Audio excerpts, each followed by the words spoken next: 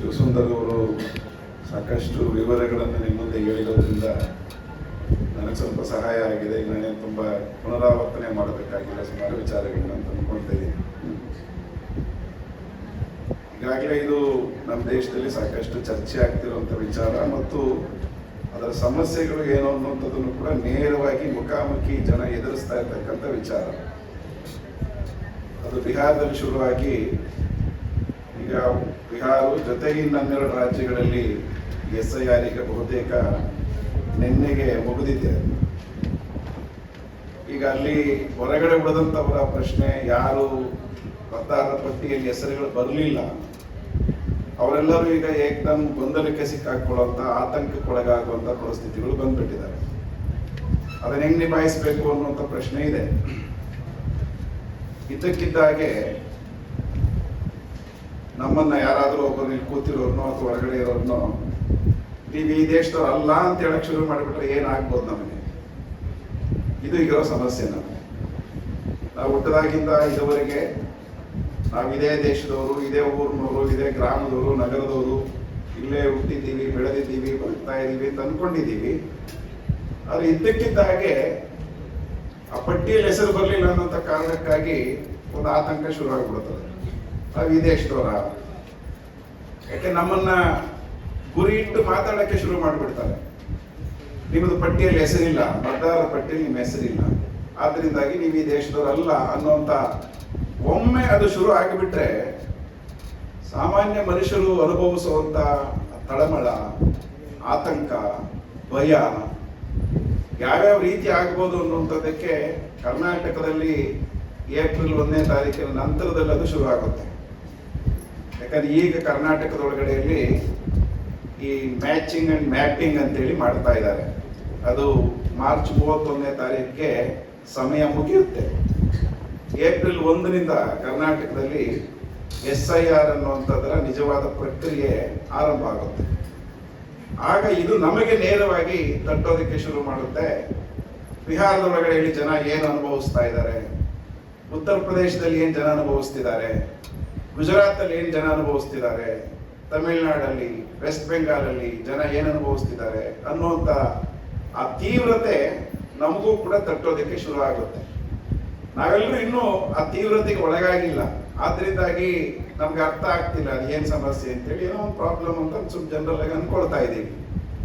ಆದರೆ ಅದು ನಮ್ಗೆ ಯಾರಿಗೂ ಬರದೇ ಇರಲಿ ಅನ್ನುವಂಥ ಕಾರಣಕ್ಕಾಗಿ ಅದನ್ನ ನಾವು ಹೇಗೆ ಎದುರಿಸಬೇಕು, ಈ ಪ್ರಶ್ನೆಯನ್ನ, ಆ ಸಮಸ್ಯೆಯಿಂದ ನಾವು ಹೇಗೆ ಹೊರಗಡೆ ಬರಬೇಕು ಅನ್ನೋದು ನಮ್ಗೆ ಅರ್ಥ ಆಗಬೇಕು ಅನ್ನೋ ಕಾರಣಕ್ಕಾಗಿ ಈ ತರದ ವಿಚಾರ ಸಂಕಿರಣಗಳು ನಡೀತಾ ಇದ್ದಾವೆ. ಇದು ಹೆಚ್ಚೆಚ್ಚು ನಡಿಬೇಕು ಮತ್ತು ಹೆಚ್ಚೆಚ್ಚು ಜನಕ್ಕೆ ಇದು ಅರ್ಥ ಆಗಬೇಕು ಅನ್ನುವಂಥದ್ದನ್ನ ನಾನಿಲ್ಲಿ ಪ್ರಾರಂಭದಲ್ಲಿ ಹೇಳೋದಕ್ಕೆ ಬಯಸೋದು. ನಿಮಗೆ ಗೊತ್ತಿದೆ, ಈಗ ನಡೀತಿರ್ತಕ್ಕಂಥದ್ದು SIR ಅಂತ ಹೇಳಿದ್ದಾರೆ, ಸ್ಪೆಷಲ್ ಇಂಟೆನ್ಸಿವ್ ರಿವಿಷನ್ ಅಂತ ಕರೆದಿದ್ದಾರೆ ಅದನ್ನು. ಆಕ್ಚುಲಿ ಈ ಮತದಾರರ ಪಟ್ಟಿಯನ್ನ ತಯಾರು ಮಾಡುವಂಥದ್ದು ಯಾರ ಕೆಲಸ? ನಿಮಗದು ಗೊತ್ತಿರೋ ವಿಚಾರ, ಆದ್ರೂ ನಾನು ಹೇಳ್ತಿದ್ದೀನಿ. ವಿದ್ಯಾರ್ಥಿಗಳು ತುಂಬಾ ಜನ ಇರೋದ್ರಿಂದಾಗಿ ಸಹಾಯಕ್ಕೆ ಬರ್ಬೋದು ಅಂತ ಹೇಳಿ, ನಮ್ಮಲ್ಲಿ ರೆಪ್ರೆಸೆಂಟೇಷನ್ ಆಫ್ ಪೀಪಲ್ಸ್ ಆಕ್ಟ್ ಅಂತೇಳಿ ಒಂದಿದೆ, ಜನತಾ ಪ್ರಾತಿನಿಧ್ಯ ಕಾಯ್ದೆ ಅಂತ ಕರೀತಾರೆ. ನಾವು ವೋಟ್ ಹಾಕುವಂಥದ್ದು, ನಮ್ಮ ಹೆಸರು ವೋಟಿಂಗ್ ಲಿಸ್ಟ್ ಅಲ್ಲಿ ಬರುವಂಥದ್ದು, ಇದಕ್ಕೆ ಸಂಬಂಧಪಟ್ಟಂತೆ ಚುನಾವಣೆಗಳು ಇತ್ಯಾದಿ ಇವೆಲ್ಲವುಗಳಿಗೆ ಸಂಬಂಧಪಟ್ಟಂತೆ ವಿವರಿಸುವಂತ ಬಹಳ ಪ್ರಮುಖವಾಗಿರ್ತಕ್ಕಂಥ ಒಂದು ಕಾಯ್ದೆ ನಮ್ಮ ದೇಶದಲ್ಲಿ ಅದಿರೋದು, ರೆಪ್ರೆಸೆಂಟೇಷನ್ ಆಫ್ ಪೀಪಲ್ಸ್ ಆಕ್ಟ್ ಅಂತ ಹೇಳಿ. ಇದು ನಮ್ಮ ದೇಶದ ಒಳಗಡೆಯಲ್ಲಿ ಪಾರ್ಲಿಮೆಂಟ್ಗೆ, ಅಂದ್ರೆ ಸಂಸತ್ತು ಮತ್ತು ವಿಧಾನಸಭೆ, ರಾಜ್ಯಗಳ ಶಾಸನ ಸಭೆಗಳಿಗೆ ಮತ ಹಾಕ್ಲಿಕ್ಕೆ, ಅಂದ್ರೆ ವೋಟ್ ಹಾಕ್ಲಿಕ್ಕೆ ಮತದಾರರ ಪಟ್ಟಿಯನ್ನ ಮಾಡೋದು, ಅಂದ್ರೆ ಅದನ್ನ ಮತದಾರರ ಪಟ್ಟಿಯನ್ನ ತಯಾರು ಮಾಡೋದು, ಅದನ್ನ ನಿರ್ವಹಣೆ ಮಾಡೋದು, ತಿದ್ದುಪಡಿ ಮಾಡೋದು, ಸೇರಿಸೋದು ಎಲ್ಲವೂ ಅದರ ವ್ಯಾಪ್ತಿಯಲ್ಲಿ ಬರ್ತದೆ. ಹೀಗಾಗಿ ಭಾರತದ ಚುನಾವಣಾ ಆಯೋಗ ಏನಿದೆ, ಭಾರತದ ಚುನಾವಣಾ ಆಯೋಗಕ್ಕೆ ಈ ಕರ್ತವ್ಯವನ್ನ ನಮ್ಮ ಸಂವಿಧಾನ ವಿಧಿಸಿದೆ. ಈ ರೆಪ್ರೆಸೆಂಟೇಷನ್ ಆಫ್ ಪೀಪಲ್ಸ್ ಆಕ್ಟ್ ಅಂತ ಹೇಳ್ತೀವಿ, ಜನತಾ ಪ್ರಾತಿನಿಧ್ಯ ಕಾಯ್ದೆ. ಈ ಕಾಯ್ದೆಯ ಅನುಸಾರ ಲೋಕಸಭೆ ಮತ್ತು ವಿಧಾನಸಭೆಗಳಿಗೆ ಈ ಮತದಾರ ಪಟ್ಟಿಯನ್ನ ಎಲ್ಲ ನೋಡಿಕೊಳ್ಳುವಂಥದ್ದು, ನಿರ್ವಹಣೆ ಮಾಡೋದು, ಉಸ್ತುವಾರಿ ಮಾಡೋದು, ಎಲ್ಲವೂ ಮಾಡೋದಕ್ಕೆ ಭಾರತದ ಚುನಾವಣಾ ಆಯೋಗಕ್ಕೆ ಅಧಿಕಾರವನ್ನ ಕೊಡಲಾಗಿದೆ.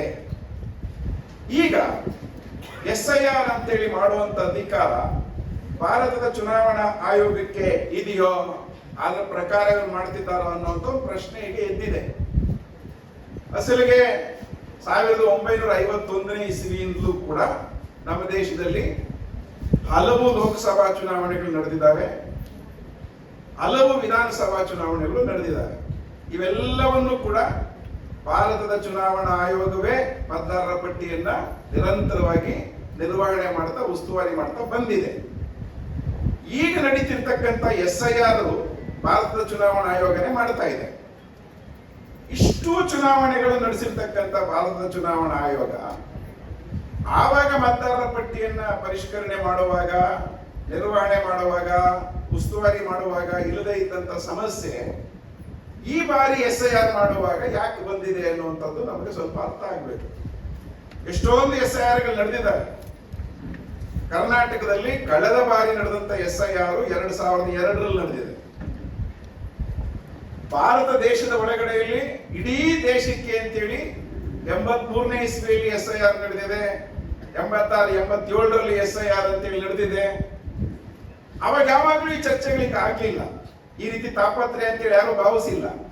ಆದ್ರೆ ಈಗ ಯಾಕೆ ಇಷ್ಟೊಂದು ತಾಪತ್ರೆ ಅಂತೇಳಿ ನಾವೆಲ್ಲರೂ ತಲೆ ಕೆಡಿಸ್ಕೊಳ್ಳಂಗೆ ಆಗ್ತಿದೆ ಅನ್ನುವಂಥದ್ದು ಅದು ನಮಗೆ ಅರ್ಥ ಆಗ್ಬೇಕಿಲ್ಲ. ಅಂತಂದ್ರೆ ಸಹಜವಾಗಿಯೇ ತಳ್ಳಾಗ್ತಾರೆ. ಇದೇನು ಮೊದಲ ಬಾರಿ ನಡೀತಾ ಇದೆಯಾ SIR ಇವರು ವಿರೋಧ ಮಾಡಕ್ಕೆ? ಇಲ್ವಲ್ಲ, ಯಾವಾಗ್ಲೂ ನಡೀತಾ ಬಂದಿದೆ SIR, ಈಗ ಯಾಕೆ ವಿರೋಧ ಮಾಡಬೇಕು ಅನ್ನುವಂಥ ಸಹಜವಾದ ಪ್ರಶ್ನೆಯನ್ನ ಎತ್ತುತ್ತಾರೆ. ಹಾಗಾಗಿ ಇದ್ರ ಬಗ್ಗೆ ನಮ್ಗೆ ಸ್ವಲ್ಪ ಕ್ಲಾರಿಟಿ ಬೇಕಾಗ್ತದೆ. ನಾನು ಮಾತಾಡುವಾಗ ಅದನ್ನ ಆಯಾ ಸಂದರ್ಭಕ್ಕೆ ವಿವರಿಸ್ತೇನೆ.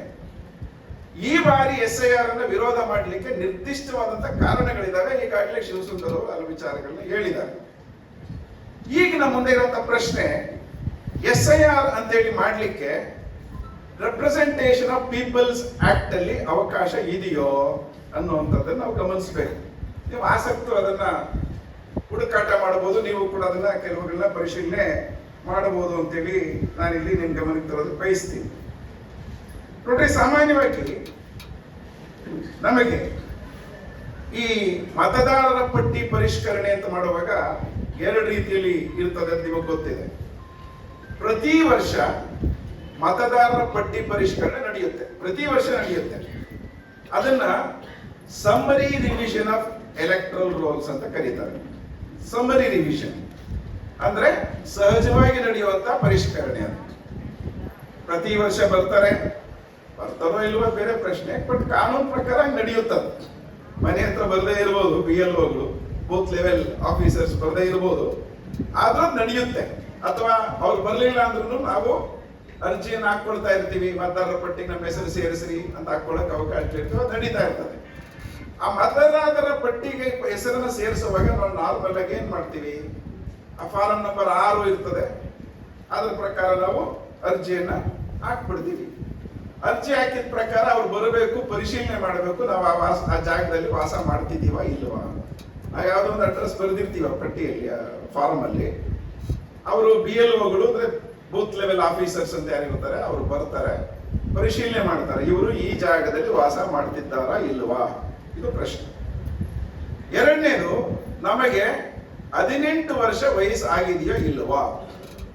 ಸಿಂಪಲ್, ಎರಡೇ ಪ್ರಶ್ನೆಯಲ್ಲಿ ಪರಿಗಣಿಸೋದು. ಇವತ್ತು ನಾವು ಮತದಾರರ ಪಟ್ಟಿಗೆ ಪರಿಷ್ಕರಣೆಗೆ ಹೆಸರು ಸೇರಿಸಬೇಕು ಅಂತಂದ್ರೆ ಅದನ್ನ ಮೀರಿ ಏನಾದ್ರು ಚರ್ಚೆ ಇರಲ್ಲ.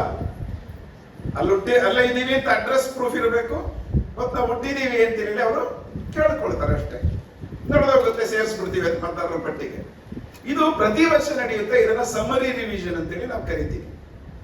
ಆದ್ರೆ ಈಗ ಮಾಡ್ತಿರುವಂತದ್ದು ಸ್ಪೆಷಲ್ ಇಂಟೆನ್ಸಿವ್ ರಿವಿಷನ್, ವಿಶೇಷ ಸಮಗ್ರ ಅಥವಾ ತೀವ್ರ ಪರಿಷ್ಕರಣೆ ಅಂತ ಹೇಳ್ತಾ ಇದ್ದಾರೆ. ಈ ರೀತಿ ಸಮಗ್ರ ಇಂಟೆನ್ಸಿವ್ ರಿವಿಷನ್ ಮಾಡಲಿಕ್ಕೆ ರೆಪ್ರೆಸೆಂಟೇಷನ್ ಆಫ್ ಪೀಪಲ್ಸ್ ಆಕ್ಟ್ ಅಲ್ಲಿ, ಅಂದ್ರೆ ಜನತಾ ಪ್ರಾತಿನಿಧ್ಯ ಕಾಯ್ದೆಯಲ್ಲಿ ಅವಕಾಶ ಇದೆಯೋ ಅನ್ನುವಂತ ಪ್ರಶ್ನೆ ಇದೆ. ಈ ಪ್ರಶ್ನೆಗೆ ಸಂಬಂಧಪಟ್ಟಂತೆ ಸುಪ್ರೀಂ ಕೋರ್ಟ್ ಅಲ್ಲಿ ಈಗ ಕೇಸ್ ನಡೀತಾ ಇದೆ. ಭಾರತದ ಚುನಾವಣಾ ಆಯೋಗಕ್ಕೆ ಈ ರೀತಿ ಸ್ಪೆಷಲ್ ಇಂಟೆನ್ಸಿವ್ ರಿವಿಷನ್ ಮಾಡ್ಲಿಕ್ಕೆ ಅವಕಾಶ ಇಲ್ಲ ಅಂತ ಕೆಲವರು ದೂರನ್ನ ಸಲ್ಲಿಸಿದ್ದಾರೆ. ಅದು ವಿಚಾರಣೆ ನಡೀತಾ ಇದೆ. ಇದೊಂದು ಅಂಶ. ಏನದ್ರಲ್ಲಿ ರೆಪ್ರೆಸೆಂಟೇಷನ್ ಆಫ್ ಪೀಪಲ್ಸ್ ಆಕ್ಟ್ ಅಲ್ಲಿ ಹೇಳಿದ್ದಾರೆ ಅಂತಂದ್ರೆ ಸ್ಪೆಷಲ್ ರಿವಿಷನ್ ಮಾಡಬಹುದು ನೀವು ಅಂತ ಹೇಳಿದ್ದಾರೆ. ಅದರಲ್ಲಿ ಇಂಟೆನ್ಸಿವ್ ಅನ್ನುವಂತ ಶಬ್ದ ಇಲ್ಲ. ಜನತಾ ಪ್ರಾತಿನಿಧ್ಯ ಕಾಯ್ದೆಯಲ್ಲಿ ಇಂಟೆನ್ಸಿವ್ ರಿವಿಷನ್ ಅಂತ ಇಲ್ಲ, ಅದರಲ್ಲಿ ಸ್ಪೆಷಲ್ ರಿವಿಷನ್ ಅಂತ ಹೇಳಿದೆ. ಅದೊಂದು ವಾದ. ಆ ಶಬ್ದ ಬಳಕೆ ಮಾಡಿರೋದ್ರಿಂದಾಗೇನೆ ಇದು ಕಾನೂನಿಗೆ ವಿರುದ್ಧವಾಗಿದೆ ಅನ್ನುವಂತ ಅಂಶ ಕೂಡ ಈಗ ಚರ್ಚೆಯಲ್ಲಿದೆ. ಬಹುಶಃ ಸುಪ್ರೀಂ ಕೋರ್ಟ್ ತೀರ್ಮಾನ ಮಾಡಬೇಕು, ಅದೇನ್ ತೀರ್ಮಾನ ಮಾಡುತ್ತೆ ಅಂತ ನೋಡೋಣ. ಅದೇನಾದ್ರೂ ಇರಲಿ, ಚುನಾವಣಾ ಆಯೋಗಕ್ಕೆ ಬಹಳ ಮುಖ್ಯವಾಗಿರ್ತಕ್ಕಂಥ ಅಧಿಕಾರ ಏನು ಅನ್ನುವಂತಂದ್ರೆ ಮನೆ ಮನೆ ಪರಿಶೀಲನೆ ಮಾಡಬೇಕು. ನಾವು ಅರ್ಜಿ ಹಾಕಿದ್ರೆ ಅವರು ಪರಿಶೀಲನೆ ಮಾಡಬೇಕು, ಅಥವಾ ಅವರೇನೆ ಬಂದು ಮನೆ ಮನೆಗೆ ಭೇಟಿ ಕೊಟ್ಟು 18 ವರ್ಷ ತುಂಬಿರೋರು ಇದ್ದೀರಾ, ಇದ್ರೆ ಅವ್ರ ಹೆಸರು ಸೇರಿಸ್ಕೋಬೇಕು. ಯಾರಾದ್ರೂ ತೀರ್ಕೊಂಡಿದ್ರೆ ಮತದಾರರ ಪಟ್ಟಿಯಿಂದ ಅವ್ರ ಹೆಸರನ್ನು ತೆಗಿಬೇಕು. ಇಲ್ಲ ಯಾರಾದ್ರೂ ಸ್ಥಳಾಂತರ ಆಗಿದ್ರೆ ಆ ಊರು ಬಿಟ್ಟು ಬೇರೆ ಕಡೆಗೆ ಹೋಗಿದ್ರೆ ಇಲ್ಲಿ ಮತದಾರರಾಗಿಲ್ಲ ಅಂತ ಅದ್ರಲ್ಲಿ ನೋಟ್ ಮಾಡಬೇಕು. ಇಲ್ಲ ಡೂಪ್ಲಿಕೇಶನ್ ಇದ್ರೆ ಅಂದ್ರೆ ಒಬ್ಬರದೇ ಹೆಸರು 2 ಬಾರಿ 3 ಬಾರಿ 4 ಬಾರಿ ಹಿಂಗೆಲ್ಲ ಇರ್ತದಲ್ಲ, ಅದೆಲ್ಲ ಇದ್ರೆ ಪರಿಶೀಲನೆ ಮಾಡಿ ತೆಗಿತಾ ಹೋಗ್ಬೇಕು. ಇದು ಪ್ರತಿ ವರ್ಷ ಮಾಡಬೇಕಾಗಿರುವಂತ ಕೆಲಸ. ಇದಕ್ಕೆ ಚುನಾವಣಾ ಆಯೋಗಕ್ಕೆ ಈ ಅಧಿಕಾರ ಇದೆ ಅನ್ನುವಂಥದ್ದನ್ನ ನಾವು ಗಮನಿಸಬೇಕು. ಹೀಗಾಗಿನೇ ಈ ರೀತಿ ಮಾಡೋದಕ್ಕೆ ನಮ್ಮ ಸಂವಿಧಾನದಲ್ಲಿ ಆರ್ಟಿಕಲ್ 324 ಅಂತ ಹೇಳ್ತೀವಿ. ಕಾನ್ಸ್ಟಿಟ್ಯೂಷನ್ ನ ಸಂವಿಧಾನದ ಪರಿಚ್ಛೇದ 324 ಅದು ಅಧಿಕಾರವನ್ನ ಕೊಡುತ್ತದೆ ಅನ್ನುವಂಥದ್ದು ನಾವಿಲ್ಲಿ ಗಮನಿಸಬೇಕು. ನಾನು ಈಗಾಗಲೇ ಹೇಳಿದಂತೆ ಜನತಾ ಪ್ರಾತಿನಿಧ್ಯ ಕಾಯ್ದೆಯ ಸೆಕ್ಷನ್ 21(3) ಈ ರೀತಿಯೆಲ್ಲ ಕೆಲಸಗಳನ್ನ ಮಾಡಲಿಕ್ಕೆ, ಮತದಾರರ ಪಟ್ಟಿಯನ್ನ ಪರಿಷ್ಕರಣೆ ಮಾಡಲಿಕ್ಕೆ ಅಧಿಕಾರವನ್ನ ಕೊಡಲಾಗಿದೆ ಅನ್ನುವಂಥದ್ದನ್ನ ಗಮನಿಸಬೇಕು. ನಾನು ಈಗಾಗಲೇ ಹೇಳಿದಂತೆ ಇದರಲ್ಲಿ ಎಲ್ಲೂ ಕೂಡ ಇಂಟೆನ್ಸಿವ್ ಅನ್ನುವಂಥ ಶಬ್ದ ಬಳಕೆಯಲ್ಲಿಲ್ಲ. ಆದ್ರೂ ಅವರು ಸ್ಪೆಷಲ್ ಇಂಟೆನ್ಸಿವ್ ರಿವಿಷನ್ ಅಂತ ಹೇಳಿ ಹೇಳ್ತಿದ್ದಾರೆ. ಇದು ನೋಡೋಣ ಮುಂದೆ ಸುಪ್ರೀಂ ಕೋರ್ಟ್ ಅಲ್ಲಿ ಏನಾಗುತ್ತೆ ಅನ್ನುವಂಥದ್ದನ್ನ ಗಮನಿಸೋಣ. ಎರಡನೇ ಪ್ರಶ್ನೆ, ಕರ್ನಾಟಕದಲ್ಲಿ SIR ಅನ್ನುವಂಥದ್ದು ನಾನು ಈಗಾಗಲೇ ಹೇಳಿದಂತೆ ಮೊದಲ ಬಾರಿ ಕರ್ನಾಟಕದಲ್ಲಿ ನಡೆದಿದ್ದು 2002. ಅಂದ್ರೆ ಪ್ರತ್ಯೇಕವಾಗಿ ಕರ್ನಾಟಕಕ್ಕೆ ಅಂತೇಳಿ SIR ನಡೆದಿದ್ದು. ಬಹುಶಃ 2002ರಲ್ಲಿ ವೋಟ್ ಹಾಕ್ತಿರೋರು ತುಂಬಾ ಜನ ನೀವು ಇಲ್ಲಿದ್ದೀರಿ. ಅವಾಗ ಈ ತರ ಚರ್ಚೆನೆ ನಡೆದಿರ್ಲಿಲ್ಲ, ನಿಮಗೆಲ್ಲ ಗೊತ್ತಿದೆ. SIR ನಡೀತು ಅಂತಾನೆ ಗೊತ್ತಿಲ್ಲ ಎಷ್ಟೋ ಜನಕ್ಕೆ. ಈಗ ನೀವು ಇಲ್ಲಿದ್ದೀರಿ ತುಂಬಾ ಜನ, ಯಾರಾದ್ರೂ ಹೇಳಿದ್ರೆ ಅವಾಗಿಂತ ಚರ್ಚೆ ನಡೆದಿತ್ತ? SIR ಅಂತ ಯಾರಿಗಾದ್ರೂ ಗೊತ್ತಿತ್ತ? ಅವಾಗ ವೋಟ್ ಹಾಕಿದವರಿಗೆ ಗೊತ್ತೇ ಇಲ್ಲ. ಆಗ ಅವರಿಗೆ ಆ ರೀತಿ ನಡೆದೋಗಿದೆ. ಅದು ಆವಾಗ ಏನೋ ಗೊತ್ತಿಲ್ಲದೆ ನಡೆದಂತ SIR ಈಗ ಯಾಕೆ ಇಷ್ಟೊಂದು ಚರ್ಚೆಗೆ ಒಳಪಡ್ತಾ ಇದೆ ಅನ್ನುವಂಥದ್ದನ್ನು ಕೂಡ ನಾವು ಗಮನಿಸೋಣ. ಸಾಮಾನ್ಯವಾಗಿ ವೋಟರ್ ಲಿಸ್ಟ್ ಅಲ್ಲಿ ಇರ್ತಕ್ಕಂಥವ್ರನ್ನ, ಯಾರೆಲ್ಲ ವೋಟರ್ ಲಿಸ್ಟ್ ಅಲ್ಲಿ ಹೆಸರಿದೆಯೋ ಅವರನ್ನ ಸಹಜವಾಗಿ ಭಾರತದ ಪ್ರಜೆಗಳು ಅಂತೇಳಿ ಪರಿಗಣಿಸಲಾಗ್ತದೆ. ತೀವ್ರವಾದ ಮುಖ್ಯವಾದ ಸಮಸ್ಯೆ ಬರ್ತಿರೋದು ಈ ಶಬ್ದದಲ್ಲಿ, ಭಾರತದ ಪ್ರಜೆಗಳು ಅಂತೇಳಿ ಪರಿಗಣಿಸಲಾಗ್ತದೆ. ಮತ ಹಾಕುವ ಅಧಿಕಾರ ಯಾರಿಗಿರೋದು? ವೋಟ್ ಹಾಕುವ ಅಧಿಕಾರ ಯಾರಿಗಿದೆ? ಯಾರು ಹಾಕ್ಬೋದು ವೋಟನ್ನು ಯಾರು ಹಾಕ್ಬೋದು? ನಾನು ಸುಮ್ಮನೆ ವಿದ್ಯಾರ್ಥಿಗಳಿಗೆ ಕೇಳ್ತೀನಿ, ಯಾರಿಗೆ ವೋಟ್ ಹಾಕುವ ಅಧಿಕಾರ ಇದೆ? ಯಾರಿಗೆ? ನಾಗರಿಕರಿಗೆ. ನಾಗರಿಕರು ಅಂದ್ರೆ ಭಾರತದ ಪ್ರಜೆಗಳು, ಸಿಟಿಸನ್ಸ್ ಯಾರಾಗಿದ್ದಾರೋ ಅಂದ್ರೆ ಪ್ರಜೆಗಳು ಯಾರಾಗಿದ್ದಾರೋ ಅವರಿಗೆ ಮಾತ್ರ ವೋಟ್ ಹಾಕುವ ಅಧಿಕಾರ ಇರೋದು. ಹೌದಲ್ವಾ? ಅದು ಸಹಜವಾಗಿ ಅದರ ಅರ್ಥ ಏನಂತಂದ್ರೆ ವೋಟರ್ ಲಿಸ್ಟ್ ಅಲ್ಲಿ ಯಾರಿದ್ದಾರೋ ಅವರು ಭಾರತದ ಪ್ರಜೆಗಳಾಗಿದ್ದಾರೆ ಅಂತೇಳಿ ಅದು ಪರಿಗಣನೆ ಆಗ್ತದೆ. ಹಾಗಾಗಿ ವೋಟರ್ ಲಿಸ್ಟ್ ಅಲ್ಲಿ ಹೆಸರಿರೋದು ಅಂತಂದ್ರೆ ಭಾರತದ ಪ್ರಜೆಗಳು, ಭಾರತದ ಪ್ರಜೆಗಳಾಗಿರುವಂತವರು ವೋಟರ್ ಲಿಸ್ಟ್ ಅಲ್ಲಿ ಹೆಸರಿರ್ತದೆ ಅಂತ ಅದರ ಅರ್ಥ. ಸೊ ಅದು ವೈಸ್ ವರ್ಷ ಎರಡು ರೀತಿಯಲ್ಲಿ ಇರ್ತದೆ. ಈಗ ಇಡೀ ಸಮಸ್ಯೆ ಇದ್ದಿರೋದೇ ಈ ಪ್ರಶ್ನೆಯ ಸುತ್ತ ಅನ್ನುವಂಥದ್ದು ನಾವಿಲ್ಲಿ ಗಮನಿಸೋಣ. ಈಗ ನಾನು ಈಗಾಗಲೇ ಹೇಳಿದಂತೆ ಏಪ್ರಿಲ್ 1ನೇ ತಾರೀಕಿಂದ ಕರ್ನಾಟಕದ ಒಳಗಡೆಯಲ್ಲಿ SIR ಅಂತೇಳಿ ಶುರು ಆಗ್ತದೆ. ಈಗ ಮ್ಯಾಪಿಂಗ್ ನಡೀತಾ ಇದೆ. ಮತ್ತೆ ಇಡೀ ದೇಶದಲ್ಲಿ SIR ನಡೆಸಬೇಕು ಅಂತೇಳಿ ಚುನಾವಣಾ ಆಯೋಗ ತೀರ್ಮಾನ ಮಾಡಿದೆ. SIR ಮಾಡೋದಕ್ಕೆ 3 ಮಾನದಂಡಗಳು, ಅಂಶಗಳನ್ನ ಈಗ ಚುನಾವಣಾ ಆಯೋಗ ನಿಗದಿ ಮಾಡಿದೆ. ಈಗಾಗಲೇ ಶಿವಸುಂದರ್ ಹೇಳಿದ್ದಾರೆ. 1/7/1987 ಇಸ್ವಿಗಿಂತ ಮೊದಲು ಹುಟ್ಟಿದವರು, ಅವರ ಹೆಸರುಗಳು ಸಾಮಾನ್ಯವಾಗಿ ವೋಟರ್ ಲಿಸ್ಟ್ ಅಲ್ಲಿ ಇರುತ್ತೆ ಅಂತ ಒಂದು ನಂಬಿಕೆ. 2002ರ ವೋಟರ್ ಲಿಸ್ಟ್ ಅಲ್ಲಿ ಅವರ ಹೆಸರು ಇರುತ್ತೆ ಅನ್ನುವಂತ ನಂಬಿಕೆ ಒಂದೈತೆ ಅದರೊಳಗಡೆ. ಅದಕ್ಕಿಂತ ಮುಖ್ಯವಾಗಿ ಅದರ ವೋಟರ್ ಲಿಸ್ಟ್ ಅಲ್ಲಿ ಹೆಸರು ಇರೋದು 2002ರಲ್ಲಿ, ಜೊತೆಗೆ ಅವರು 1987ನೇ ಇಸ್ವಿಗಿಂತ ಮೊದಲು ಜುಲೈ 1ನೇ ತಾರೀಕಿಗಿಂತ ಮೊದಲು ಹುಟ್ಟಿರ್ಬೇಕು ಅವರು ಅನ್ನುವಂಥದ್ದು. ಅವರು ಈಗ ಮತ್ತೆ ಹೊಸದಾಗಿ SIR ಅಲ್ಲಿ ಮತದಾರರ ಪಟ್ಟಿಗೆ ಸೇರಬೇಕು ಅಂತಂದ್ರೆ ಏನ್ ಮಾಡಬೇಕು ವಿವರಿಸಿದ್ದಾರೆ. ನಾನು ಪುನರಾವರ್ತನೆ ಮಾಡಕ್ ಹೋಗಲ್ಲ. ಅವರು ಹುಟ್ಟಿರೋದಕ್ಕೆ ಸಂಬಂಧಪಟ್ಟಂತೆ ಒಂದು ವೋಟರ್ ಲಿಸ್ಟ್ ಅಲ್ಲಿ ಹೆಸರಿರಬೇಕು.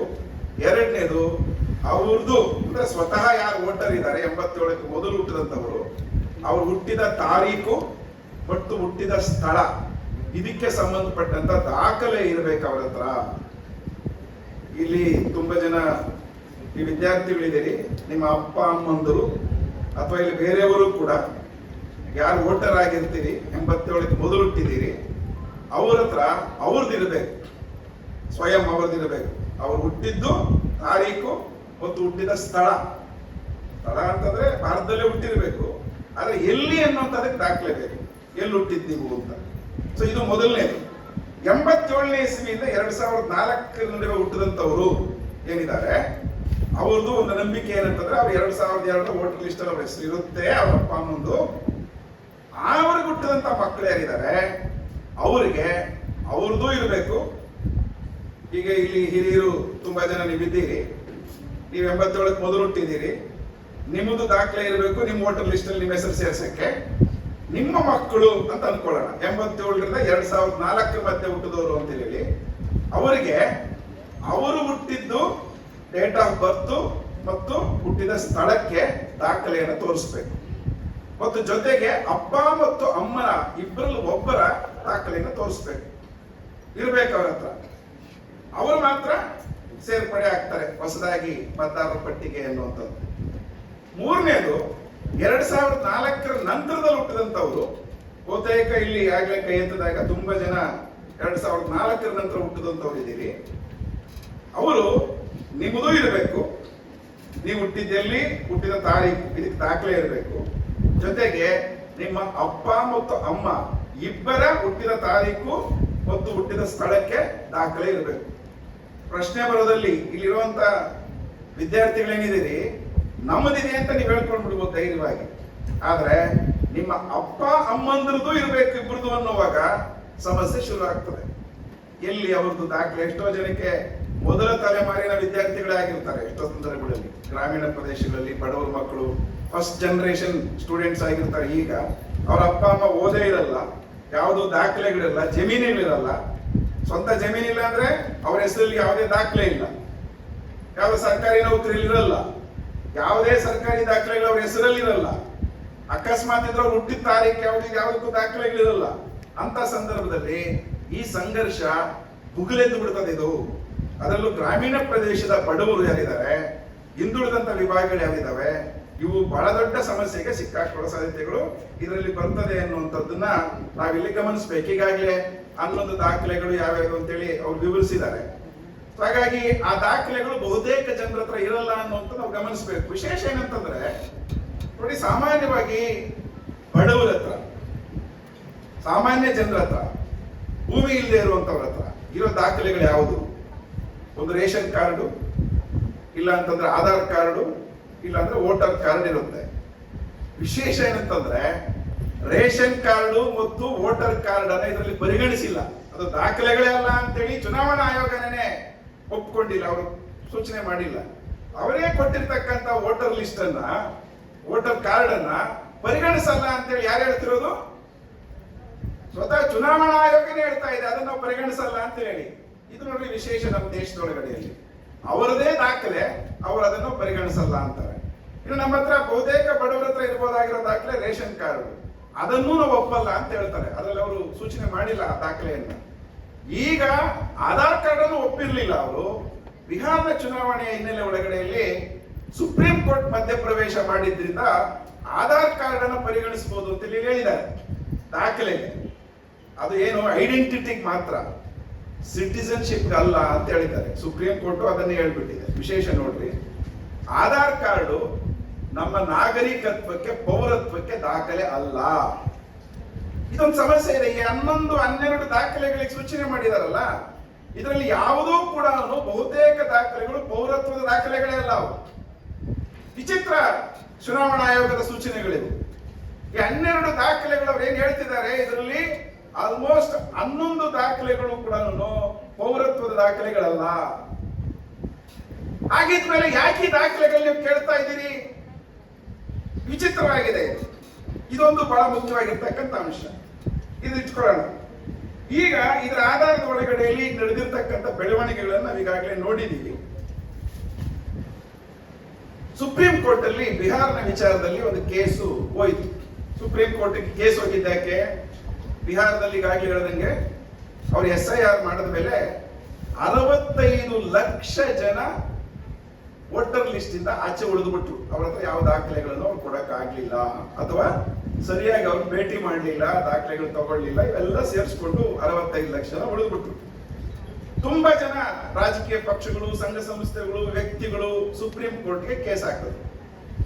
ನಮ್ಮ ಸುಪ್ರೀಂ ಕೋರ್ಟ್ ಸ್ವಲ್ಪ ನಮಗೂ ಕೆಲವು ಸತಿ ಅದು ಸಮಸ್ಯೆ ಕಾಣುತ್ತದೆ. ಯಾಕೆ ಕಾಣ್ತದೆ ಅಂತಂದ್ರೆ, ಇದರಲ್ಲಿ ಕಾನ್ಸ್ಟಿಟ್ಯೂಷನಲ್ ವ್ಯಾಲಿಡಿಟಿ ಬಗ್ಗೆ ಕೆಲವು ಪ್ರಶ್ನೆಗಳಿದ್ದಾವೆ. ಏನು? ಚುನಾವಣಾ ಆಯೋಗಕ್ಕೆ ಭಾರತದ ಪೌರರು ಯಾರು ಅಂತೇಳಿ ತೀರ್ಮಾನ ಮಾಡುವಂತ ಅಧಿಕಾರ ಇದೆಯೋ ಅನ್ನೋದು ಮೂಲಭೂತವಾದ ಪ್ರಶ್ನೆ. ಸಿಟಿಸನ್ ಅನ್ನುವಂಥದ್ದನ್ನ ತೀರ್ಮಾನ ಮಾಡುವಂತ ಅಧಿಕಾರ ಭಾರತದ ಚುನಾವಣಾ ಆಯೋಗಕ್ಕೆ ಇದೆಯಾ ಅನ್ನೋದು ಮೂಲಭೂತವಾದ ಪ್ರಶ್ನೆ. ಅಂದ್ರೆ ಕಾನ್ಸ್ಟಿಟ್ಯೂಷನಲ್ ವ್ಯಾಲಿಡಿಟಿಯ ಪ್ರಶ್ನೆಯನ್ನ ಈಗ ಎತ್ತಲಾಗಿದೆ. ಅದರಲ್ಲಿ ಇದುವರೆಗೂ ಸುಪ್ರೀಂ ಕೋರ್ಟ್ ತೀರ್ಪು ಕೊಟ್ಟಿಲ್ಲ. ಬಿಹಾರದ ಮಧ್ಯದಲ್ಲಿ ಬಂದಂತ ಈ ಕೇಸು ಇನ್ನೂ ಕೂಡ ನಡೀತಾ ಇದೆ, ಅದರ ತೀರ್ಪು ಬಂದಿಲ್ಲ. ಸಮಸ್ಯೆ ಏನಾದ್ರೊಳಗಡೆಯಲ್ಲಿ ಅದ್ರ ಬಗ್ಗೆ ನಾನು ಒಂದು ಸೂಕ್ಷ್ಮ ವಿಚಾರ ನಿಮ್ಗೆ ಹೇಳಬೇಕು. ಚುನಾವಣಾ ಆಯೋಗ ಏನ್ ಹೇಳ್ತಿದೆ, ಮತ ಹಾಕುವಂತ ಅಧಿಕಾರ ಇರೋದು ಪ್ರಜೆಗಳಿಗೆ ಮಾತ್ರ, ಪೌರರಿಗೆ ಮಾತ್ರ, ನಾಗರಿಕರಿಗೆ ಮಾತ್ರ, ಸಿಟಿಸನ್ಸ್ ಮಾತ್ರ ವೋಟ್ ಹಾಕೋ ರೈಟ್ ಇರೋದ್ರಿಂದ ನಾನು ಸಿಟಿಸನ್ಸ್ ಯಾರು ಅಂತ ಹೇಳಿ ಕಂಡುಕೊಳ್ಳದೆ ಇದ್ರೆ ಮತ್ತೆ ವೋಟರ್ ಲಿಸ್ಟ್ ಸೇರಿಸಬೇಕಾ ಬಿಡಬೇಕಾ ಹೆಂಗ್ ಗೊತ್ತಾಗುತ್ತೆ? ಇದು ಚುನಾವಣಾ ಆಯೋಗದ ವಾದ. ಬಹುಶಃ ಈ ವಾದನ ಜನರಲ್ ಆಗಿ ಹೇಳಿದ್ರೆ ಇರೋರು ಎಲ್ಲರೂ ಕೂಡ ಒಪ್ತೀವಿ ನಾವು. ಹಾಗೆ ಹೇಳಿದ್ರೆ ಯಾರು ವಿರೋಧ ಮಾಡಕ್ಕಾಗುತ್ತೆ? ಹೌದೌದಲ್ವಾ?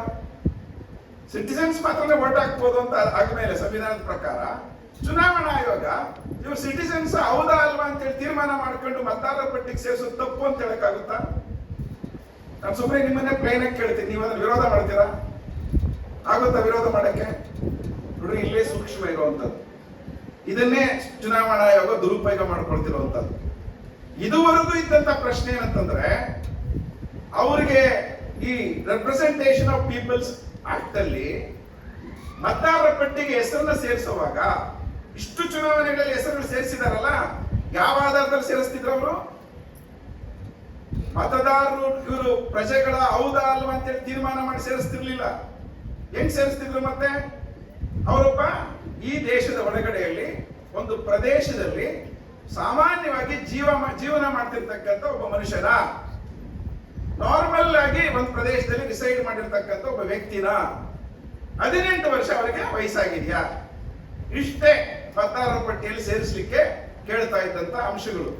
ಆದ್ರೆ ಈಗ ಅದನ್ನು ಮೀರಿ ಒಂದು ಹೆಜ್ಜೆ ಚುನಾವಣಾ ಆಯೋಗ ಮುಂದಕ್ಕೆ ಹೋಗಿದೆ. ಏನಂತ ಹೇಳ್ತಿದೆ? ನೀವು ಮತದಾರರ ಪಟ್ಟಿಗೆ ಸೇರ್ಬೇಕು ಅಂತ ಆದ್ರೆ ನೀವು ಭಾರತದ ಪ್ರಜೆಗಳ ಅಂತೇಳಿ ನೀವು ನಿರೂಪಿಸಬೇಕು ಅನ್ನುವಂತ ಪಾಯಿಂಟ್ ಇದೆ. ಇವೆರಡರ ನಡುವೆ ಒಂದು ಸಣ್ಣ ವ್ಯತ್ಯಾಸ ಇದನ್ನು ಗಮನದಲ್ಲಿ ಇಟ್ಕೋಬೇಕು ನಾವು. ಇಷ್ಟು ದಿವಸ ಚುನಾವಣಾ ಆಯೋಗದ ಭಾಗವಾಗಿ ಪ್ರತಿ ವರ್ಷ BLOಗಳು ಅಂದ್ರೆ ಬೂತ್ ಲೆವೆಲ್ ಆಫೀಸರ್ಸ್ ಮನೆ ಮನೆಗೆ ಭೇಟಿ ಕೊಡೋದು ಅವ್ರ ಕೆಲಸ ಆಗಿತ್ತು. ಬರ್ತಿದ್ರು ಬಿಡ್ತಿದ್ರು ಬೇರೆ ಪ್ರಶ್ನೆ. ಅದರ ಕ್ರಮ ಇದ್ದದ್ದೇನು? ಮನೆ ಮನೆಗೆ ಬರಬೇಕಿತ್ತು. ನಮ್ಮ ಮನೇಲಿ ಯಾರಾದ್ರೂ ತೀರ್ಕೊಂಡಿದ್ರೆ ಅವ್ರ ಹೆಸರು ತೆಗಿಬೇಕು, ಹೊಸದಾಗಿ ಸೇರಿಸಬೇಕಿದ್ರೆ ಹೆಸರು ಸೇರಿಸಬೇಕು, ಬರ್ಕೊಂಡು ಹೋಗ್ಬೇಕು. ಅದಕ್ಕೆ ನಾವು ಸಣ್ಣ ಇಷ್ಟು ವಯಸ್ಸಾಗಿದೆ ಅಂತ ಯಾವ್ದೊಂದು ಪ್ರೂಫ್ ಕೊಟ್ರೆ ಆಯ್ತು. ಅದು ಅವ್ರ ಕೆಲಸ ಆಗಿತ್ತು. ಚುನಾವಣಾ ಆಯೋಗದ ಕೆಲಸ ಆಗಿತ್ತು ನನ್ನನ್ನ ಮತದಾರರ ಪಟ್ಟಿಗೆ ಸೇರಿಸಬೇಕು, ನಾನು ಅಲ್ಲಿ ವಾಸ ಮಾಡ್ತಿದ್ದೀನಿ ಮತ್ತು ನನಗೆ 18 ವರ್ಷ ಆಗಿದೆ, ಇಷ್ಟೇ ಅವ್ರಿಗೆ ಆಧಾರ ಇದ್ದಿದ್ದು. ಆದ್ರೆ ಈಗ ಸ್ಪೆಷಲ್ ಇಂಟೆನ್ಸಿವ್ ರಿವಿಷನ್ ಅಲ್ಲಿ ಏನ್ ಮಾಡ್ತಾ ಇದೆ ಚುನಾವಣಾ ಆಯೋಗ ಅಂತಂದ್ರೆ, ನೀವು ಅಷ್ಟಲ್ಲ, ಆ ಕೆಲಸ ಚುನಾವಣಾ ಆಯೋಗ ಮಾಡಲ್ಲ, ಇನ್ನು ಮುಂದಕ್ಕೆ ಆ ಕೆಲಸ ನಾವೇ ಮಾಡಬೇಕು ಅಂತ ಆಗಿದೆ. ಅಂದ್ರೆ ನಾವು ಭಾರತದ ಪೌರರ ಹೌದಾ ಅಲ್ವಾ ಅಂತೇಳಿ ನಾವೇನೇ ನಿರೂಪಿಸ್ಕೋಬೇಕು ಅನ್ನುವಂಥದ್ದು ಈಗ ಬಂದಿರೋದು. ಓನಸ್ of proving citizenship now lies on the voter it self. ಇಷ್ಟು ದಿವಸ ಇದ್ದ ಪ್ರಶ್ನೆ ಏನು? ಅದು ಚುನಾವಣಾ ಆಯೋಗದ ಕೆಲಸ ಆಗಿತ್ತು. ನಾವು ಭಾರತದ ಪೌರರ ಹೌದಾ ಅಲ್ವಾ ಅಂತೇಳಿ ನಾವೆಲ್ಲ ಅರ್ಜಿ ತುಂಬಿದ ಮೇಲೆ ಅವ್ರಿಗೆ ಅನುಮಾನ ಬಂದ್ರೆ ಅವರು ಮತದಾರರ ಪಟ್ಟಿಯಿಂದ ತೆಗೆದುಹಾಕುವ ಅಧಿಕಾರ ಅವ್ರಿಗಿರ್ಲಿಲ್ಲ. ಬದಲಿಗೆ ಅವ್ರು ಏನ್ ಮಾಡಬೇಕಾಗಿತ್ತು, ಭಾರತದ ಗೃಹ ಮಂತ್ರಾಲಯಕ್ಕೆ ಅವರು ದೂರನ್ನ ಕೊಡಬೇಕಿತ್ತು. ಈ ಅಂಶನ ಗಮನದಲ್ಲಿ ಇಟ್ಕೊಂಡು ಭಾರತದ ಸಿಟಿಸನ್ಶಿಪ್ ಅವ್ರು ಹೌದಾ ಅಲ್ವಾ ಅಂತೇಳಿ ತೀರ್ಮಾನ ಮಾಡೋದು, ಅದರ ಮೇಲೆ ಕ್ರಮ ತಗೊಳ್ಳುವಂತ ಅಧಿಕಾರ ಯಾರಿಗಿರೋದು, ಮಿನಿಸ್ಟ್ರಿ ಆಫ್ ಹೋಮ್ ಅಫೇರ್ಸ್. ಇದು ಬಹಳ ಮುಖ್ಯವಾಗಿರ್ತಕ್ಕಂಥ ಅಂಶ. ಸಿಟಿಸನ್ಶಿಪ್ ಸಂಬಂಧಪಟ್ಟಿದ್ದ ಎಲ್ಲ ಅಧಿಕಾರ ಇರೋದು ಭಾರತದ ಗೃಹ ಮಂತ್ರಾಲಯಕ್ಕೆ. ಆ ಕೆಲಸ ಅವ್ರು ಮಾಡಬೇಕಾಗಿತ್ತು. ಚುನಾವಣಾ ಆಯೋಗಕ್ಕೆ ಅಥವಾ ಚುನಾವಣೆಯ ಮತದಾರರ ಪಟ್ಟಿಗೆ ಸೇರಿಸ್ತಕ್ಕಂಥ ಅಧಿಕಾರಿಗಳಿಗೆ ನಾನು ಪಟ್ಟಿಗೆ ಹೆಸರು ಸೇರಿಸಿದಾಗ ಅದರಲ್ಲಿ ಅನುಮಾನ ಬಂದ್ರೆ ಇವ್ರು ಯಾರೋ ಬಾಂಗ್ಲಾದೇಶದವ್ರು ಇದ್ದಾರೆ, ಇಲ್ಲ ಇವ್ರು ಯಾರೋ ಬ್ರಿಟನ್ನವ್ರು ಇದ್ದಾರೆ, ಇಲ್ಲ ಪಾಕಿಸ್ತಾನದವ್ರು ಇದ್ದಾರೆ ಅಂತ ನನ್ನ ಬಗ್ಗೆ ಅನುಮಾನ ಬಂದ್ರೆ ನನ್ನ ಬಗ್ಗೆ ದೂರನ್ನು ಕೊಡಬಹುದಿತ್ತು ಚುನಾವಣಾ ಆಯೋಗ. ಎಲ್ಲಿಗೆ? ಮಿನಿಸ್ಟ್ರಿ ಆಫ್ ಹೋಮ್ ಅಫೇರ್ಸ್ಗೆ. ಮಿನಿಸ್ಟ್ರಿ ಆಫ್ ಹೋಮ್ ಅಫೇರ್ಸ್ ಅದನ್ನು ಪರಿಶೀಲನೆ ಮಾಡಿ ನಾನು ಭಾರತದ ಪ್ರಜೆ ಅಲ್ಲ ಅಂತ ಅನ್ಸಿದ್ರೆ ನನ್ನನ್ನು ಈ ದೇಶದ ಆಚೆ ಹಾಕ್ಲಿಕ್ಕೆ ಬೇಕಾದ ಕೆಲಸ ಅಥವಾ ಕ್ರಮ ತಗೊಳ್ಳೋದಕ್ಕೆ ಗೃಹ ಮಂತ್ರಾಲಯಕ್ಕೆ ಅಧಿಕಾರ ಇತ್ತು. ಇಷ್ಟು ವರ್ಷಗಳ ಕಾಲ ಅದೇ ಪದ್ಧತಿ ಇದ್ದದ್ದು. ಆದ್ರೆ ಈಗ ಸಮಸ್ಯೆ ಬಂದಿರೋದು ಗೃಹ ಮಂತ್ರಾಲಯದ ಪಾತ್ರ ಇದರಲ್ಲಿ ಇಲ್ಲ. ಈಗಿರೋದು ನೇರವಾಗಿ ಚುನಾವಣಾ ಆಯೋಗನೇ ಅವರು ಬಳಸ್ತಾ ಇರ್ತಕ್ಕಂಥ ವಿಧಾನದಲ್ಲಿ ನಾನೇ ನಿರೂಪಿಸ್ಕೋಬೇಕು ನಾನು ಈ ಭಾರತದ ಪ್ರಜೆ ಅಂತೇಳಿ. ನಾನು ಇಷ್ಟು ದಿವಸ ನನ್ನ ವೋಟರ್ ಲಿಸ್ಟ್ ಅಲ್ಲಿ ನನ್ನ ಹೆಸರಿತ್ತು, ಆದ್ರೂ ನಾನೇ ನಿರೂಪಿಸ್ಕೋಬೇಕು ಮತ್ತೆ ನಾನು ಭಾರತದ ಪ್ರಜೆ ಅಂತ. ನಾ ಈಗ 3 ಸ್ಟೇಜ್ ಹೇಳಿದ್ನಲ್ಲ, ಬೇರೆ ಬೇರೆ ಹಂತದಲ್ಲಿ ಹುಟ್ಟಿರುವಂತವ್ರು ಅವ್ರುಗಳು ಕೂಡ ಹೊಸದಾಗಿ ಅರ್ಜಿ ಹಾಕಬೇಕಾಗಿದ್ರು ಕೂಡ ನಾನು ಭಾರತದ ಪ್ರಜೆ ಅಂತೇಳಿ ನಾನೇ ಪ್ರೂವ್ ಮಾಡಬೇಕು ಅನ್ನುವಂತ ಪ್ರಸಂಗ ಈಗ ಬಂದುಬಿಟ್ಟಿದೆ. ಈ ಹಿನ್ನೆಲೆ ಒಳಗಡೆಯಲ್ಲಿ ಗಮನಿಸಿದಾಗ ಸಮಸ್ಯೆ ಏನಪ್ಪಾ ಅಂತಂದ್ರೆ ಭಾರತದ ಪ್ರಜೆ ಅನ್ನುವಂಥದ್ದನ್ನ ನಿರೂಪಿಸಬೇಕಾಗಿರೋ ಹೊಣೆಗಾರಿಕೆ ನಂದು, ಅಂದ್ರೆ ಮತದಾರರದು. ತಪ್ಪೇನಿದೆ ಇದರಲ್ಲಿ? ಚುನಾವಣಾ ಆಯೋಗ ಏನ್ ಕೇಳಿದ್ರೆ ನಾನು ಸುಮ್ಮನೆ ನಿಮಗೆ ಕೇಳ್ತೀನಿ, ತಪ್ಪಿದೆಯಾ ಇದರಲ್ಲಿ? ನಾನು ಭಾರತದ ಪ್ರಜೆ ಅಂತೇಳಿ ನಾನು ಪ್ರೂವ್ ಮಾಡ್ಕೊಳ್ಳೋದ್ರಲ್ಲಿ ತಪ್ಪಿದ್ಯಾ? ಯಾರಾದ್ರೂ ಹೇಳಿ ನೋಡೋಣ, ತಪ್ಪಿದ್ಯಾ? ತಪ್ಪು ಅಂತ ಅನ್ಸುತ್ತಾ ನಿಮ್ಗೆ? ಅನ್ಸಲ್ಲ? ತಪ್ಪು ಅನ್ಸುತ್ತಾ ಅನ್ಸಲ್ವಾ? ನೋಡ್ರಿ, ಇದು ಬಹಳ ಸಂಕೀರ್ಣವಾದ ಸಮಸ್ಯೆ. ನಮ್ಮ ಅಪ್ಪ, ತಾತ, ಮುತ್ತಾತ, ಮುತ್ತಜ್ಜ ಎಲ್ಲ ಕಾಲದಿಂದ ನೂರಾರು ವರ್ಷಗಳಿಂದ ನಮ್ಮ ತಲೆಮಾರಿಲಿ ವಾಸ ಮಾಡ್ತಿದ್ದೆ. ಆದ್ರೆ ನಾನೀಗ ಭಾರತದ ಪ್ರಜೆ ಅಂತ ಹೇಳ್ಕೋಬೇಕು ಅಂದ್ರೆ ದಾಖಲೆಗಳನ್ನು ಕೊಡಬೇಕು. ದಾಖಲೆಗಳು ಸಾಮಾನ್ಯ ಬಡವರ ಹತ್ರ ಇರಲ್ಲ. ಇದು ಸಮಸ್ಯೆ ಬರ್ತಿರೋದು. ಬಿಹಾರದ ಒಳಗಡೆ 65 ಲಕ್ಷ ಜನ ಇರ್ಲಿಲ್ಲ. ಆ ರೀತಿ ಒಳಗಡೆ ನೀವು ಮುಂದಕ್ಕೆ ನೋಡಿದ್ರೆ ಬೇರೆ ಬೇರೆ ರಾಜ್ಯಗಳಲ್ಲಿ, ಈಗ ತಮಿಳುನಾಡಲ್ಲಿ 97 ಲಕ್ಷ ಜನ ಇಲ್ಲ.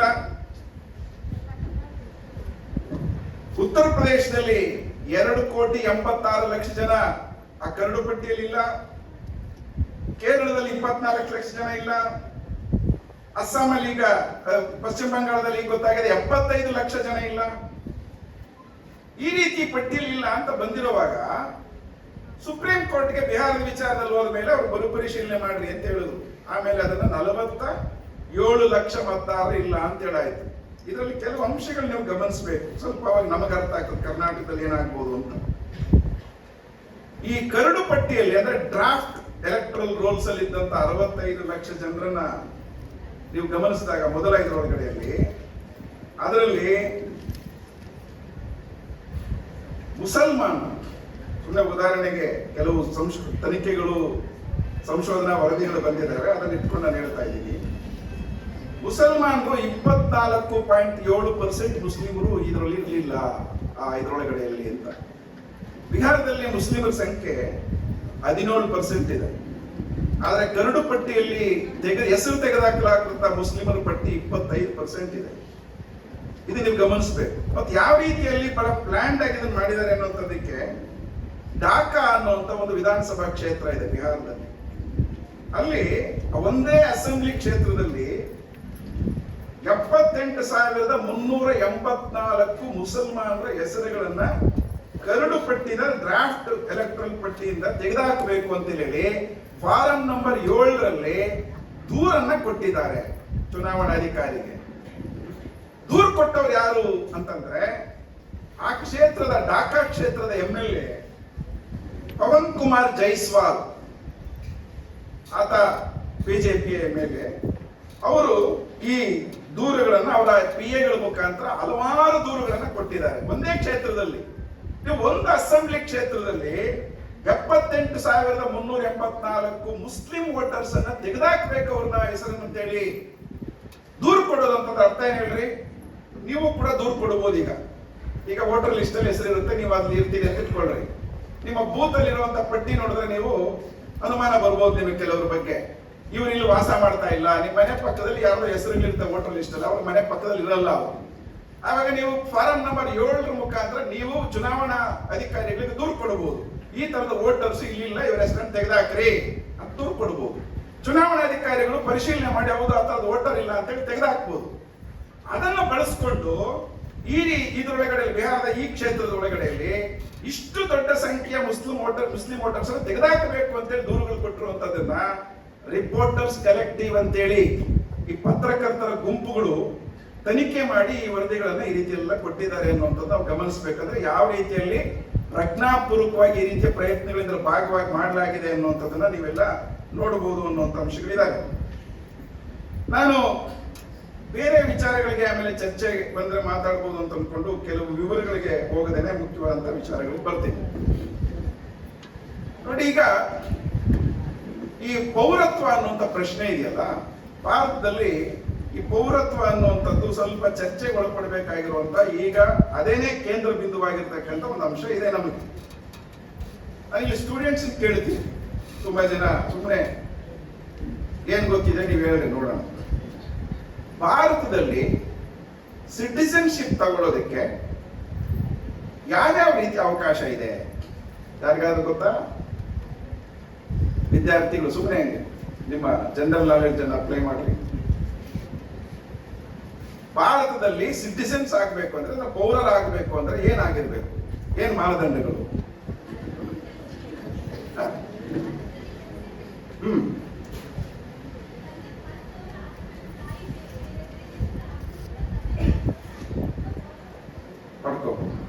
ಭಾರತದಲ್ಲಿ ಜನಿಸಿರಬೇಕು ಅಥವಾ ಬೇರೆ ದೇಶದಲ್ಲಿ ಆಗಿದ್ರು ಕೂಡ ಇಲ್ಲಿ ಹುಟ್ಟಿದ್ರೆ ಪೌರತ್ವ ತಗೋಬಹುದು. ಹುಟ್ಟಿನಿಂದ ಪೌರತ್ವ, ಹೌದಾ? By birth one can become citizen of India, ಹೌದಲ್ಲ? ಒಂದು. ಆಮೇಲೆ ಬೇರೆ ಏನಿದೆ? ಒಂದೇನಾ?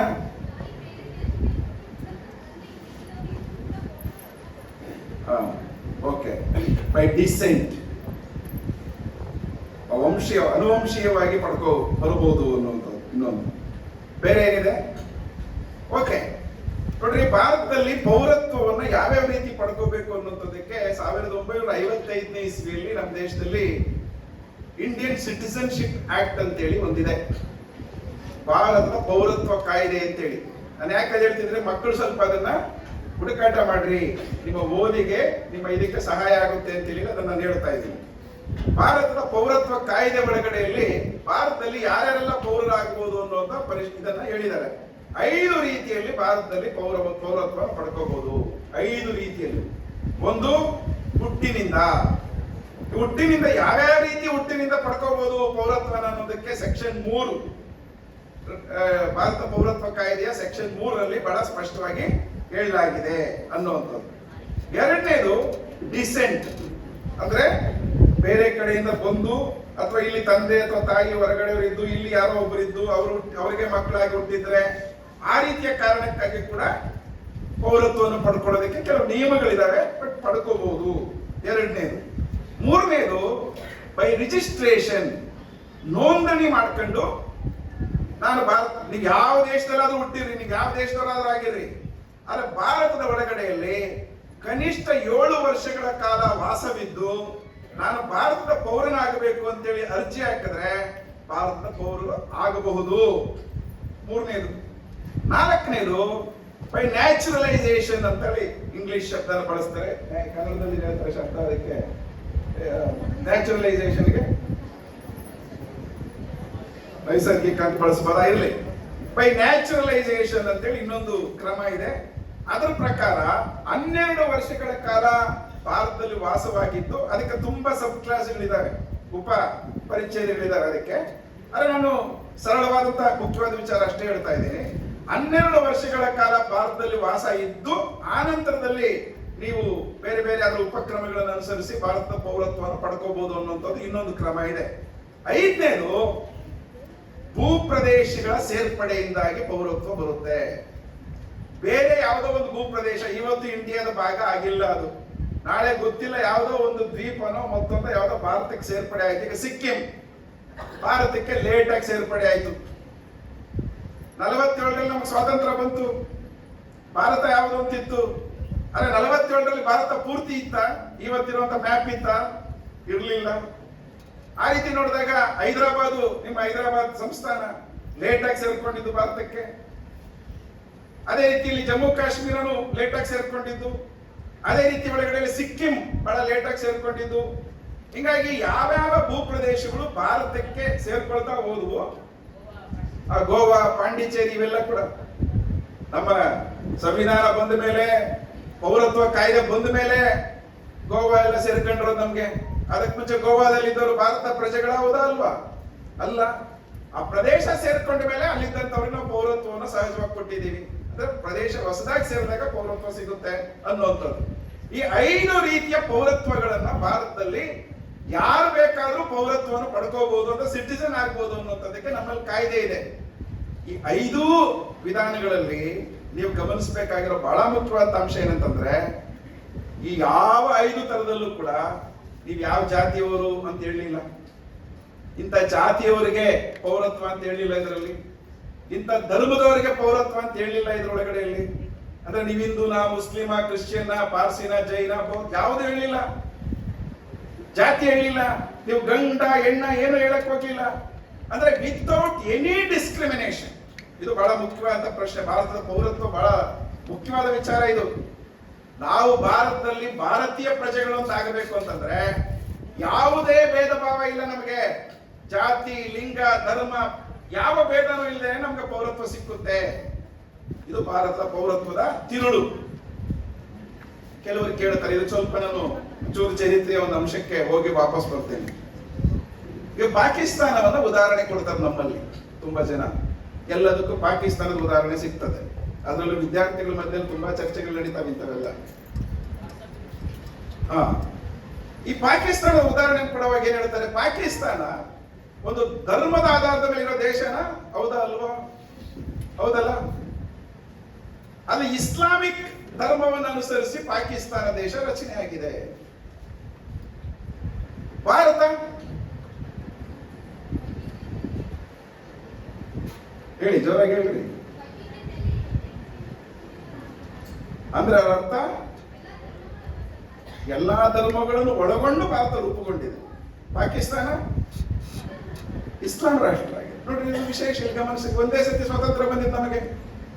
2 ಪ್ರದೇಶಗಳು ಬ್ರಿಟಿಷ್ ವಿರುದ್ಧ ಹೋರಾಟ ಮಾಡಿದ್ದು. ಆದ್ರೆ ಅದು ಇಸ್ಲಾಮಿಕ್ ರಾಷ್ಟ್ರ ಆಯ್ತು. ಭಾರತ ಒಂದು ಧರ್ಮದ ರಾಷ್ಟ್ರ ಆಗ್ಲಿಲ್ಲ, ಜಾತ್ಯತೀತ ರಾಷ್ಟ್ರ ಅಂತ ಆಯ್ತು. ಯಾಕೆ ಜಾತ್ಯತೀತ ರಾಷ್ಟ್ರ ಅಂತ ಮಾಡಿದ? ಅವರು ಇಸ್ಲಾಮಿಕ್ ರಾಷ್ಟ್ರ ಅಂತ ಮಾಡಿದ ಮೇಲೆ ಭಾರತ ಏನಾಗ್ಬೇಕಾಗಿತ್ತು? ಏನಾಗ್ಬೇಕಿತ್ತು? ನಿಮ್ಮ ಮನಸ್ಸಲ್ಲಿರೋದು ಹೇಳಿ ನೋಡೋಣ. ಏನಾಗ್ಬೇಕಾಗಿತ್ತು? ಧೈರ್ಯ ಇಲ್ಲ ಹೇಳಕ್ಕಲ್ಲ. ಹಿಂದೂ ರಾಷ್ಟ್ರ ಆಗ್ಬೇಕಾಗಿತ್ತು ಅಂತ ವಾದ ಇದೆ. ಈಗ ದೊಡ್ಡ ಚರ್ಚೆ. ಈಗ ಅಧಿಕಾರದಲ್ಲಿರೋರು, ಅವರ ಅನುಯಾಯಿಗಳು ಬೇರೆ ಬೇರೆ ಚರ್ಚೆ ಮಾಡ್ತಾರೆ, ಹೌದಲ್ವಾ? ಅದು ಪಾಕಿಸ್ತಾನ ಮುಸಲ್ಮಾನರಿಗೆ ಅಂತ ಕೊಟ್ಟ ಮೇಲೆ ಈ ದೇಶ ಹಿಂದೂಗಳದೇ ಆಗ್ಬೇಕಲ್ವಾ? ನೋಡ್ರಿ, ಈ ವಾದ ಇಡಿಸುತ್ತೆ. ಹಿಂದೂಗಳು ಮೆಜಾರಿಟಿ ಇರೋದ್ರಿಂದಾಗಿ ಸಹಜವಾಗಿ ಹಿಂದೂಗಳಾದಂತವ್ರಿಗೆ ಹೌದಲ್ವಾ ಹಿಂದೂ ರಾಷ್ಟ್ರ ಆಗ್ಬೇಕು ಅಂತ ಅನಿಸ್ಬಿಡ್ತದೆ. ಆದ್ರೆ ನಾನೀಗ ಹೇಳಿದಂತ 5 ಮಾನದಂಡಗಳೇನಿದಾವೆ ಪೌರತ್ವಕ್ಕೆ ಸಂಬಂಧಪಟ್ಟು, ಈ ಪೌರತ್ವ ಕಾಯ್ದೆಯಲ್ಲಿ ಎಲ್ಲಾದ್ರೂ ಹಿಂದೂಗಳಿಗೆ, ಮುಸಲ್ಮಾನರಿಗೆ, ಕ್ರಿಶ್ಚಿಯನ್ರಿಗೆ ಅಂತ ಹೇಳಿದ್ಯಾ?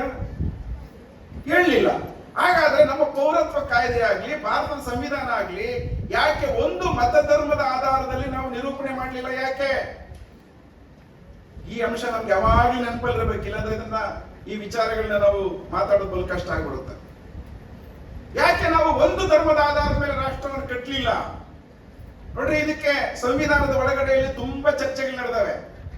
ನಮ್ಮ ದೇಶವನ್ನ ಒಂದು ಹಿಂದೂ ರಾಷ್ಟ್ರವನ್ನಾಗಿ ಘೋಷಣೆ ಮಾಡಬೇಕಾ ಅಥವಾ ಜಾತ್ಯತೀತ ರಾಷ್ಟ್ರವನ್ನಾಗಿ ಘೋಷಣೆ ಮಾಡಬೇಕಾ ಅನ್ನುವಂಥ ಚರ್ಚೆಗಳು ಸಂವಿಧಾನದ ಚರ್ಚೆಗಳಲ್ಲಿ, ಸಂವಿಧಾನ ಸಭೆಯಲ್ಲಿ ತೀವ್ರವಾದಂತಹ ಚರ್ಚೆಗಳು ನಡೆದಿದ್ದಾವೆ.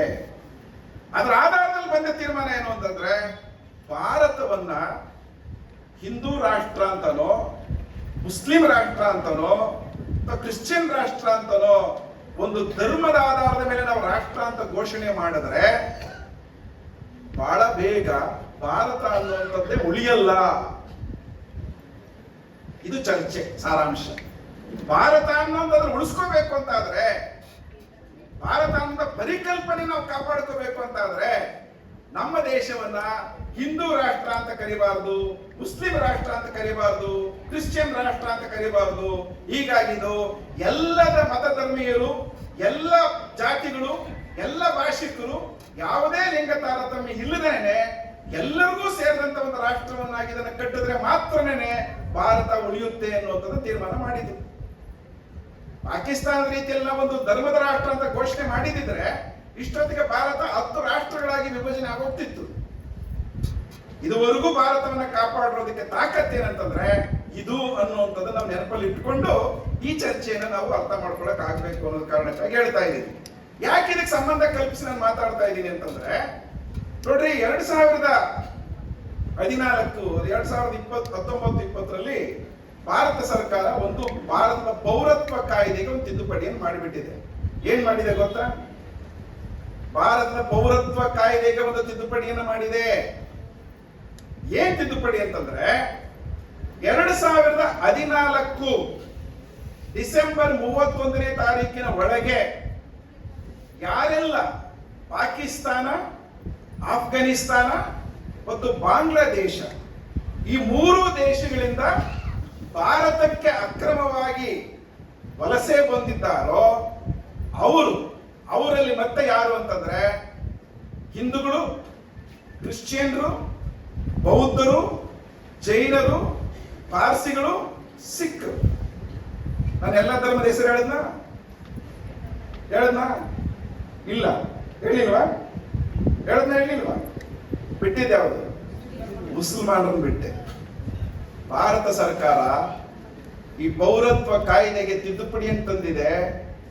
ಈಗ ಹೇಳಿದಂತ 6 ಧರ್ಮಗಳವರು ಮುಸಲ್ಮಾನರನ್ನ ಬಿಟ್ಟು 2014ನೇ ಇಸ್ವಿಯ ಒಳಗಡೆ ಯಾರು ಭಾರತಕ್ಕೆ ಬಂದು ಇಲ್ಲಿ ನೆಲೆಸಿದ್ದಾರೆ ಅವರಿಗೆ ಪೌರತ್ವವನ್ನು ಆಟೋಮೆಟಿಕ್ ಆಗಿ ಕೊಡಲಾಗ್ತದೆ ಅಂತೇಳಿ ತಿದ್ದುಪಡಿಯನ್ನು ಮಾಡಿಬಿಟ್ಟಿದ್ದಾರೆ. ಇದರ ಮೂಲ ಇರೋದು. ಈಗ SIR ಗೆ ಯಾಕೆ ಇಷ್ಟೊಂದು ಒದ್ದಾಡ್ತಿರೋದು ಈಗ ಭಾರತ ಸರ್ಕಾರ, ಚುನಾವಣಾ ಆಯೋಗ ಅಂದ್ರೆ ಅದ್ರ ಮೂಲ ಇರೋದು ಇದ್ರೊಳಗಡೆಯಲ್ಲಿ. ಇದನ್ನ ನೀವು ಗಮನಿಸ್ಬೇಕು. ಅಂದ್ರೆ ಅರ್ಥ ಏನಾಯ್ತು? ಈಗ ಭಾರತದ ಪೌರತ್ವ ಕಾಯ್ದೆ ಒಂದು ಧರ್ಮದ ಪ್ರಶ್ನೆ ಇಲ್ಲ, ಜಾತಿಯ ಪ್ರಶ್ನೆ ಇಲ್ಲ, ಭಾಷೆ ಪ್ರಶ್ನೆ ಇಲ್ಲ, ಲಿಂಗದ ಪ್ರಶ್ನೆ ಇಲ್ಲ ಅದರಲ್ಲಿ. ಆದ್ರೆ ಈಗ ಮಾಡೋ ತಿದ್ದುಪಡಿ ಏನ್ ಹೇಳ್ತಾ ಇದೆ? ಸ್ಪಷ್ಟವಾಗಿ ಮತಧರ್ಮಗಳನ್ನ ತಂದಾಗಿದೆ. ಇದರಲ್ಲಿ ಈಗ 6 ಮತಧರ್ಮಗಳನ್ನು ಹೇಳಿದ್ರು, ಮುಸಲ್ಮಾನರನ್ನ ಬಿಟ್ಟದ್ರೊಳಗಡೆಯಲ್ಲಿ. ಅದರ ಅರ್ಥ ಏನು? ಮುಸಲ್ಮಾನರು ಏನಾದ್ರೂ ಅಲ್ಲಿಂದ ಬಂದಿದ್ರೆ ಅವರಿಗೆ ಪೌರತ್ವವನ್ನು ಕೊಡಲಾಗುವುದಿಲ್ಲ. ಇದುವರೆಗೂ ಭಾರತದ ಈ ಪೌರತ್ವಕ್ಕಿದ್ದಂತ ಅತ್ಯಂತ ಸೆಕ್ಯುಲರ್ ಆದಂತ, ಡೆಮಾಕ್ರೆಟಿಕ್ ಆದಂತ ಒಂದು ಪರಿಕಲ್ಪನೆ ಏನಿತ್ತು ಅದನ್ನ ಈ ತಿದ್ದುಪಡಿಯ ಮುಖಾಂತರ ಈಗಿನ ಸರ್ಕಾರ ಬದಲಾಯಿಸಿದೆ. ಅದಕ್ಕೆ ಮತಧರ್ಮದ ಇದನ್ನ ಚಾಪನ್ನ ಕೊಡ್ಲಿಕ್ಕೆ ಪ್ರಯತ್ನ ಪಟ್ಟಿದೆ. ಅದನ್ನ ಸಾಧಿಸಬೇಕು ಅಂತಂದ್ರೆ ಅದಕ್ಕೆ ಹಿಂದೆ ಆಗ್ಲೇ ಶಿವಸುಂದರ್ ಅವರು ಹೇಳುವಾಗ ಹೇಳಿದ್ರಲ್ಲ, NPR ಮತ್ತು NRC ಅನ್ನುವಂತ ಪ್ರಶ್ನೆಯನ್ನು ಅವರು ತಂದಿದ್ರು. ಯಾವ ಆಧಾರದಲ್ಲಿ NPR NRC? ಮತಧರ್ಮದ ಆಧಾರದ ಮೇಲೆ ನಿಮ್ಮನ್ನ ಪೌರರ ಹೌದಾ ಅಲ್ವಾ ಅಂತೇಳಿ ತೀರ್ಮಾನ ಮಾಡ್ತಕ್ಕಂಥ ಒಂದು ಪ್ರಯತ್ನವನ್ನು ಮಾಡಲಾಗಿದೆ. ಇದು ಈಗಿರ್ತಕ್ಕಂಥ ಸವಾಲು.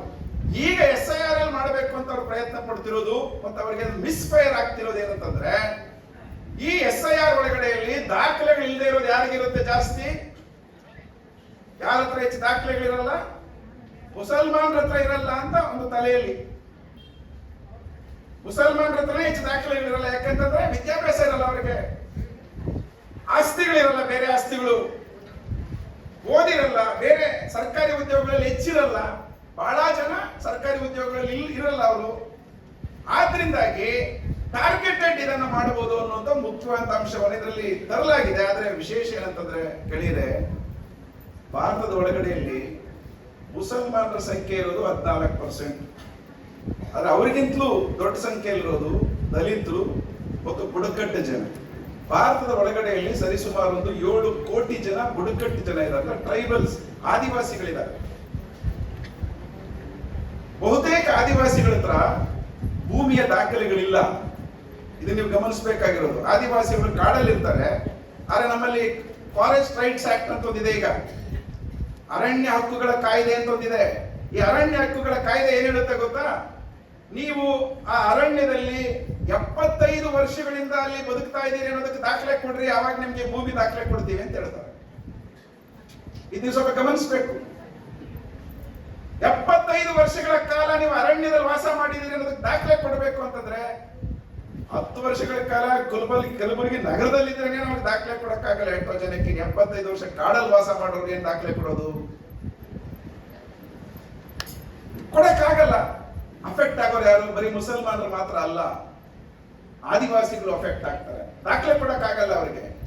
ಬುಡಕಟ್ಟು ಜನಗಳು, ಇತರೆ ಬುಡಕಟ್ಟು ಜನ, ದಲಿತರು, ಇತರೆ ಜಾತಿಗಳಲ್ಲಿರ್ತಕ್ಕಂಥ ಬಡವರು, ಯಾವ ಬಡವರ ಹತ್ರ ಯಾವುದೇ ದಾಖಲೆಗಳಿರಲ್ಲ, ಯಾವ ಜಾತಿಯವರ ಹತ್ರ ಆಗಿರ್ಲಿ ಅವರು ದಾಖಲೆಗಳು ಕೊಡಕ್ಕಾಗಲ್ಲ. ಹಂಗಾಗೇನೆ ನಿಮಗೆ ಬಿಹಾರದಲ್ಲಿ, ತಮಿಳುನಾಡಲ್ಲಿ, ಉತ್ತರ ಪ್ರದೇಶದಲ್ಲಿ 2,86,00,000 ಜನ ಪಟ್ಟಿಯಲ್ಲಿ ಇಲ್ಲ. ಈಗ ಅವರೆಲ್ಲರೂ ಮುಸಲ್ಮಾನರೇನಲ್ಲ, ಅದೇ ಸ್ವಲ್ಪ ದೊಡ್ಡ ಸಂಖ್ಯೆಯಲ್ಲಿ ಅವ್ರು ಇರ್ಬೋದು. ಆದ್ರೆ ಉಳಿದವರು ಕೂಡ, ಉಳಿದ ಜಾತಿಗಳು, ಹಿಂದೂಗಳು, ಬೇರೆ ಜಾತಿಗಳವರು ಕೂಡ ದೊಡ್ಡ ಪ್ರಮಾಣದಲ್ಲಿ ಈ ಪಟ್ಟಿಯಿಂದ ಹೊರಗಡೆ ಇದ್ದಾರೆ. ಅವ್ರ ಸಮಸ್ಯೆ ಏನೀಗ? ಯಾವ ದಾಖಲೆಯನ್ನು ಕೊಡಕ್ಕಾಗಲ್ಲ ಅಂತಂದಾಗ, ನೀವು ಮತದಾರರ ಪಟ್ಟಿಯಲ್ಲಿ ಇಲ್ಲಿ ಹೆಸರಿಲ್ಲ ಅಂತಂದಾಗ ನೀವು ಭಾರತದ ಪೌರರು ಅಲ್ಲ ಅಂತ ಆಗುತ್ತೆ. ಭಾರತದ ಪೌರರು ಅಲ್ಲದೆ ಇರುವಂತವರಿಗೆ ಏನ್ ನಮ್ಮ ದೇಶದಲ್ಲಿ ಕಾನೂನು ಇರೋದು?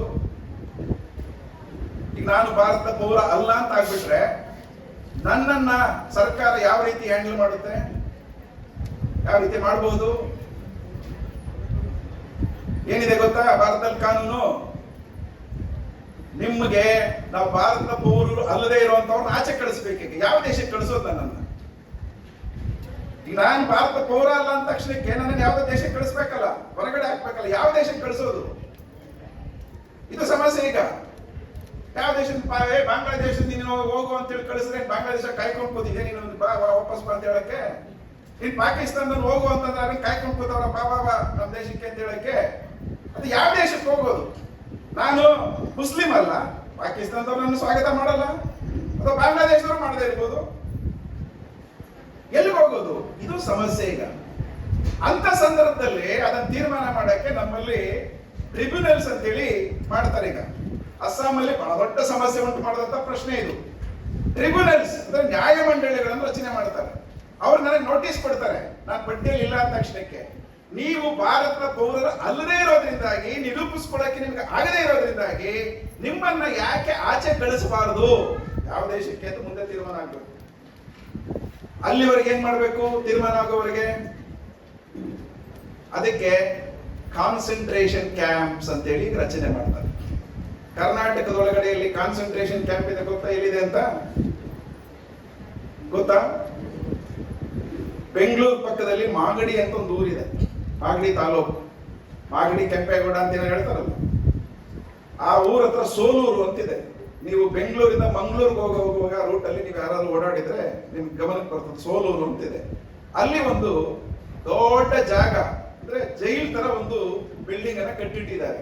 ಈಗ ಮೊನ್ನೆ ಬೆಂಗಳೂರಲ್ಲಿ ಒಂದು 14-15 ಜನ ಬಾಂಗ್ಲಾದೇಶಿಯರು ಸಿಕ್ಕರು ಅಂತ ಹೇಳಿ ಅವ್ರು ಈ ದೇಶದವರೆಲ್ಲ ಅಲ್ಲಿಂದ ಓಡ್ ಬಂದು ಇಲ್ಲಿ ಅಕ್ರಮವಾಗಿ ನೆಲೆಸಿದ್ದಾರೆ ಅಂತ ಹೇಳಿ ಸಿಕ್ಕಾಕೊಂಡ್ರಲ್ಲ ಒಂದು 14-15 ಜನ. ಅವರನ್ನೆಲ್ಲ ಎಲ್ಲಿಟ್ಟಿದ್ದಾರೆ ಗೊತ್ತಾ? ಈಗ ಆ ಸೋಲೂರಲ್ಲಿ ಇಟ್ಟಿದ್ದಾರೆ. ಇದು ಕಾನ್ಸಂಟ್ರೇಷನ್ ಕ್ಯಾಂಪ್ಸ್. ಹೆಸರು ಚೆನ್ನಾಗಿದೆ ಅದಕ್ಕೆ. ಈ ಕಾನ್ಸಂಟ್ರೇಷನ್ ಕ್ಯಾಂಪ್ ಅನ್ನೋ ಹೆಸರು ಎಲ್ಲಿಂದ ಬಂದಿದ್ದು ಗೊತ್ತಾ? ಹಿಟ್ಲರ್ನ ಜರ್ಮನಿಯಿಂದ ಬಂದಂತ ಇದದು ಶಬ್ದ. ಯಾತನಾ ಶಿಬಿರಗಳು. ಆ ಯಾತನಾ ಶಿಬಿರಗಳು ಅನ್ನುವಂತ ಕ್ಯಾಂಪ್ಗಳಲ್ಲಿ ಇಡ್ತಾರೆ. ಈಗ ನಮ್ಮ ಪ್ರಶ್ನೆ, ಅವ್ರು ನಿಜಕ್ಕೂ ಬಾಂಗ್ಲಾದೇಶದಿಂದ ಅಕ್ರಮವಾಗಿ ಬಂದಿದ್ರೆ ಅವ್ರನ್ನ ಹುಡುಕೋದು, ಅವ್ರನ್ನ ಇಟ್ಟು ವಾಪಸ್ ಕಳಿಸೋದು, ಅದೊಂದು ಪ್ರಕ್ರಿಯೆ ಎಲ್ಲಾ ದೇಶಗಳಲ್ಲಿ ನಡೆಯುತ್ತೆ, ನಮ್ಮ ದೇಶದಲ್ಲಿ ನಡೆಯುತ್ತೆ, ನಡೀಬಹುದು. ಆದ್ರೆ ಇಡೀ ದೇಶದಲ್ಲಿ ಎಲ್ಲ ಒಂದು 50 ಜನ 100 ಜನ ಇದ್ರೆ ಸಮಸ್ಯೆ ಇಲ್ಲ. ಆದ್ರೆ ಈಗ 50-100 ಜನರದಲ್ಲ ಈಗ ಸಮಸ್ಯೆ. ಕೋಟಿಗಟ್ಟಲೆ ಜನರದು ಯಾವ ದೇಶಕ್ಕೆ ಕಳಿಸೋದು? ಯಾರು ಒಪ್ಕೊಳ್ತಾರೆ? ಅವ್ರ ಪರಿಸ್ಥಿತಿ ಏನು? ನಿಮ್ಮ ಸಂಸಾರ ಇರುತ್ತೆ, ಕುಟುಂಬ ಇರುತ್ತೆ, ತಲೆತಲಾಂತರದಿಂದ ವಾಸ ಮಾಡ್ತಿದ್ದೀರ ಪ್ರದೇಶದಲ್ಲಿ ನಿಮ್ಮ ಹತ್ರ ಏನು ದಾಖಲೆ ಇಲ್ಲ ಅಂತಂದ್ರೆ ನೀವು ಈ ದೇಶದಲ್ಲ, ಪ್ರಜೆಗಳಲ್ಲ ಅಂತ ಹೇಳಿ ತಗೊಂಡೋಗಿ ಒಂದು ಕ್ಯಾಂಪ್ ಅಲ್ಲಿ ಇಡೋದು ಅಂತಂದ್ರೆ ಏನಾಗಬಹುದು ಅಂತೇಳಿ ನೀವು ಅರ್ಥ ಮಾಡ್ಕೊಳ್ರಿ ಮುಂದಕ್ಕೆ. ಅಂದ್ರೆ ಜೈಲುಗಳಲ್ಲಿ ಕೂಡ ಹಾಕುವಂತ ಪ್ರಸಂಗನೇ ಇದ್ರ ಮುಂದುವರೆದ ಭಾಗ ಅದು ನಮಗೆ ಕಣ್ಣಿಗೆ ಕಾಣ್ತಿಲ್ಲ ಈಗ. ಆದ್ರೆ ನ್ಯಾಚುರಲ್ ಕೋರ್ಸ್ ಆಫ್ ಇವೆಂಟ್ಸ್ ಅಲ್ಲಿಗೆ ಹೋಗೋದು ಮುಂದಕ್ಕೆ ಇದ್ರೊಳಗಡೆಯಲ್ಲಿ. ಆದ್ರಿಂದಾಗಿ ನಾವೆಲ್ಲರೂ ಯೋಚನೆ ಮಾಡ್ಬೇಕಾದ ಪ್ರಶ್ನೆ ಏನಂತಂದ್ರೆ SIR ಅನ್ನುವಂಥದ್ದು ಮೂಲತಃ ಅದರ ಉದ್ದೇಶ ಏನಂತಂದ್ರೆ ಎಕ್ಸ್ಕ್ಲೂಷನ್ ಮತ್ತು ಇನ್ಕ್ಲೂಷನ್ ಅನ್ನೋ ಎರಡು ಪ್ರಶ್ನೆ ಇದೆ ಮತದಾರರ ಪಟ್ಟಿಯಲ್ಲಿ. ಇನ್ಕ್ಲೂಷನ್ ಏನು? ಅವ್ರು ಈ ಸತಿ SIR ಗೆ ಮಾಡಕ್ ಹೊರಡುವಾಗ ಒಂದು ಇದನ್ನ ಪ್ರಣಾಳಿಕೆಯನ್ನು ಕೊಟ್ಟಿದ್ದಾರೆ, ಕೈಪಿಡಿಯನ್ನು, ಹ್ಯಾಂಡ್ ಬುಕ್, ಮ್ಯಾನ್ಯುಯಲ್ ಬುಕ್ ಬಿಡುಗಡೆ ಮಾಡಿದ್ದಾರೆ. ಆ ಮ್ಯಾನ್ಯುಯಲ್ ಬುಕ್ ಅಲ್ಲಿ ಏನ್ ಹೇಳ್ತಾರೆ ಅವರು ಅಂತಂದ್ರೆ, ಯಾವುದೇ ಒಬ್ಬ ಅರ್ಹ ಪ್ರಜೆ ಚುನಾವಣಾ ಮತದಾರರ ಪಟ್ಟಿಯಿಂದ ಹೆಸರು ತಪ್ಪೋಗಲಾರ್ದಾಗೆ ನೋಡ್ಕೊಳ್ಳುವಂತ ರೀತಿಯಲ್ಲಿ ಎಲ್ಲರನ್ನು ಒಳಗೊಳ್ಳಿಕ್ಕಾಗಿ ನಾವು ಈ ಕ್ರಿಯೆಯನ್ನು ಮಾಡ್ತಿದ್ದೀವಿ ಅಂತ ಹೇಳಿದ್ದಾರೆ. ಅಂದ್ರೆ ಇದು ಹೈಯೆಸ್ಟ್ ಫಾರ್ಮ್ ಆಫ್ ಇನ್ಕ್ಲೂಷನ್ ಅಂತ ಹೇಳಿದ್ದಾರೆ. ಆದ್ರೆ ನಿಜಕ್ಕೂ ನಡೀತಿರೋದು ಇನ್ಕ್ಲೂಷನ್ ಅಲ್ಲ. ಭಾರತದ ಇದುವರೆಗಿನ ಚುನಾವಣಾ ಮತದಾರರ ಪಟ್ಟಿಯನ್ನು ತಯಾರು ಮಾಡುವಂತ ಚರಿತ್ರೆಯಲ್ಲಿ ಈ ಪ್ರಮಾಣದಲ್ಲಿ ಮತದಾರನ ಹೊರಗಡೆ ಇರುವಂತಹ ಒಂದು ಪ್ರಸಂಗ ಇದುವರೆಗೂ ಬಂದಿರಲಿಲ್ಲ, ಈಗ ಬರ್ತಾ ಇದೆ. ಇಷ್ಟು ಬೃಹತ್ ಪ್ರಮಾಣದಲ್ಲಿ ಆಚೆ ಹಾಕುವಂತ ಪ್ರಶ್ನೆ ಸಂಭವಿಸಿರ್ಲೇ ಇಲ್ಲ ನಮ್ಮ ದೇಶದೊಳಗಡೆಯಲ್ಲಿ. ಈಗ ಕಾನ್ಶಿಯಸ್ ಆಗಿ ಇದನ್ನು ಮಾಡ್ತಾ ಇದ್ದಾರೆ. ಆ ಕಾರಣಕ್ಕಾಗಿ ನಾವು ಗಮನಿಸಬೇಕಾಗಿರುವಂತದ್ದು, ಅವರು ಒಬ್ಬ ಮನುಷ್ಯ, ಅರ್ಹ ಮನುಷ್ಯ, 18 ವರ್ಷ ತುಂಬಿದವರು ಮತದಾರರ ಪಟ್ಟಿಯಿಂದ ಹೊರಗಡೆ ಇರಲಾರ್ದಂಗೆ ಎಲ್ಲರನ್ನೂ ಒಳಗಡೆ ಬೇಕಾದಂಗೆ ಸೇರಿಸ್ಲಿಕ್ಕೆ ಬೇಕಾದಂಗೆ ಕ್ರಮಗಳನ್ನ ತಗೋಬೇಕಾದಂತ ಚುನಾವಣಾ ಆಯೋಗ ಅದರ ಬದಲಿಗೆ ಎಕ್ಸ್ಕ್ಲೂಷನ್ ಮಾಡೋದು ಹೇಗೆ ಅಂತ ಹೇಳೋದು ಯೋಚನೆ ಮಾಡ್ತಾ ಇದೆ. ಒಳಗೊಳ್ಳುವಂತದ್ರ ಬದಲಿಗೆ ಹೊರಗಾಕೋದು ಹೆಂಗೆ ಅನ್ನುವಂಥದ್ರ ಬಗ್ಗೆನೇ ಇವತ್ತು ಮಾನದಂಡಗಳನ್ನು ರೂಪಿಸಿದೆ. ಇದು ಬಹಳ ಅಪಾಯಕಾರಿಯಾಗಿರ್ತಕ್ಕಂಥ ಮಾನದಂಡಗಳು. ಇದು ಭಾರತದ ಒಟ್ಟು ಸಂರಚನೆ ಏನಿದೆ, ಭಾರತದ ಸಂವಿಧಾನದ ಒಂದು ಗುಣ ಏನಿದೆ, ಅದರ ಕಣ್ಣೋಟ ಏನಿದೆ, ಅದಕ್ಕೆ ತದ್ವಿರುದ್ಧವಾಗಿರ್ತಕ್ಕಂಥ ಒಂದು ಪ್ರಸಂಗವಾಗಿ ಇದು ಸಂಭವಿಸ್ತಾ ಇದೆ. ಈ ಹಿನ್ನೆಲೆ ಒಳಗಡೆಯಲ್ಲಿ ಇದು ಅಪಾಯಕಾರಿಯಾದಂತಹ ಒಂದು ಪ್ರಕ್ರಿಯೆ ಅನ್ನುವಂಥದ್ದು ನಾವು ಮನಗಾಣಬೇಕು. ಇದರ ಬಗ್ಗೆ ಜಾಗೃತಿಯನ್ನು ಮೂಡಿಸಬೇಕು. ಈಗ ಒಂದು ಪ್ರಶ್ನೆ ಬರುತ್ತೆ, ಅಸಲಿಗೆ ನಾವು ಇದನ್ನು ವಿರೋಧ ಮಾಡಬೇಕು ಅನ್ನುವಂಥದ್ದು ಒಂದು ಮುಖ್ಯವಾದ ಪ್ರಶ್ನೆ ನಮಗಿದೆ. ವಿರೋಧ ಮಾಡಬೇಕು ಅಂತಂದಾಗ ಏನ್ ಮಾಡೋದು, ಹೇಗೆ ವಿರೋಧ ಮಾಡೋದು?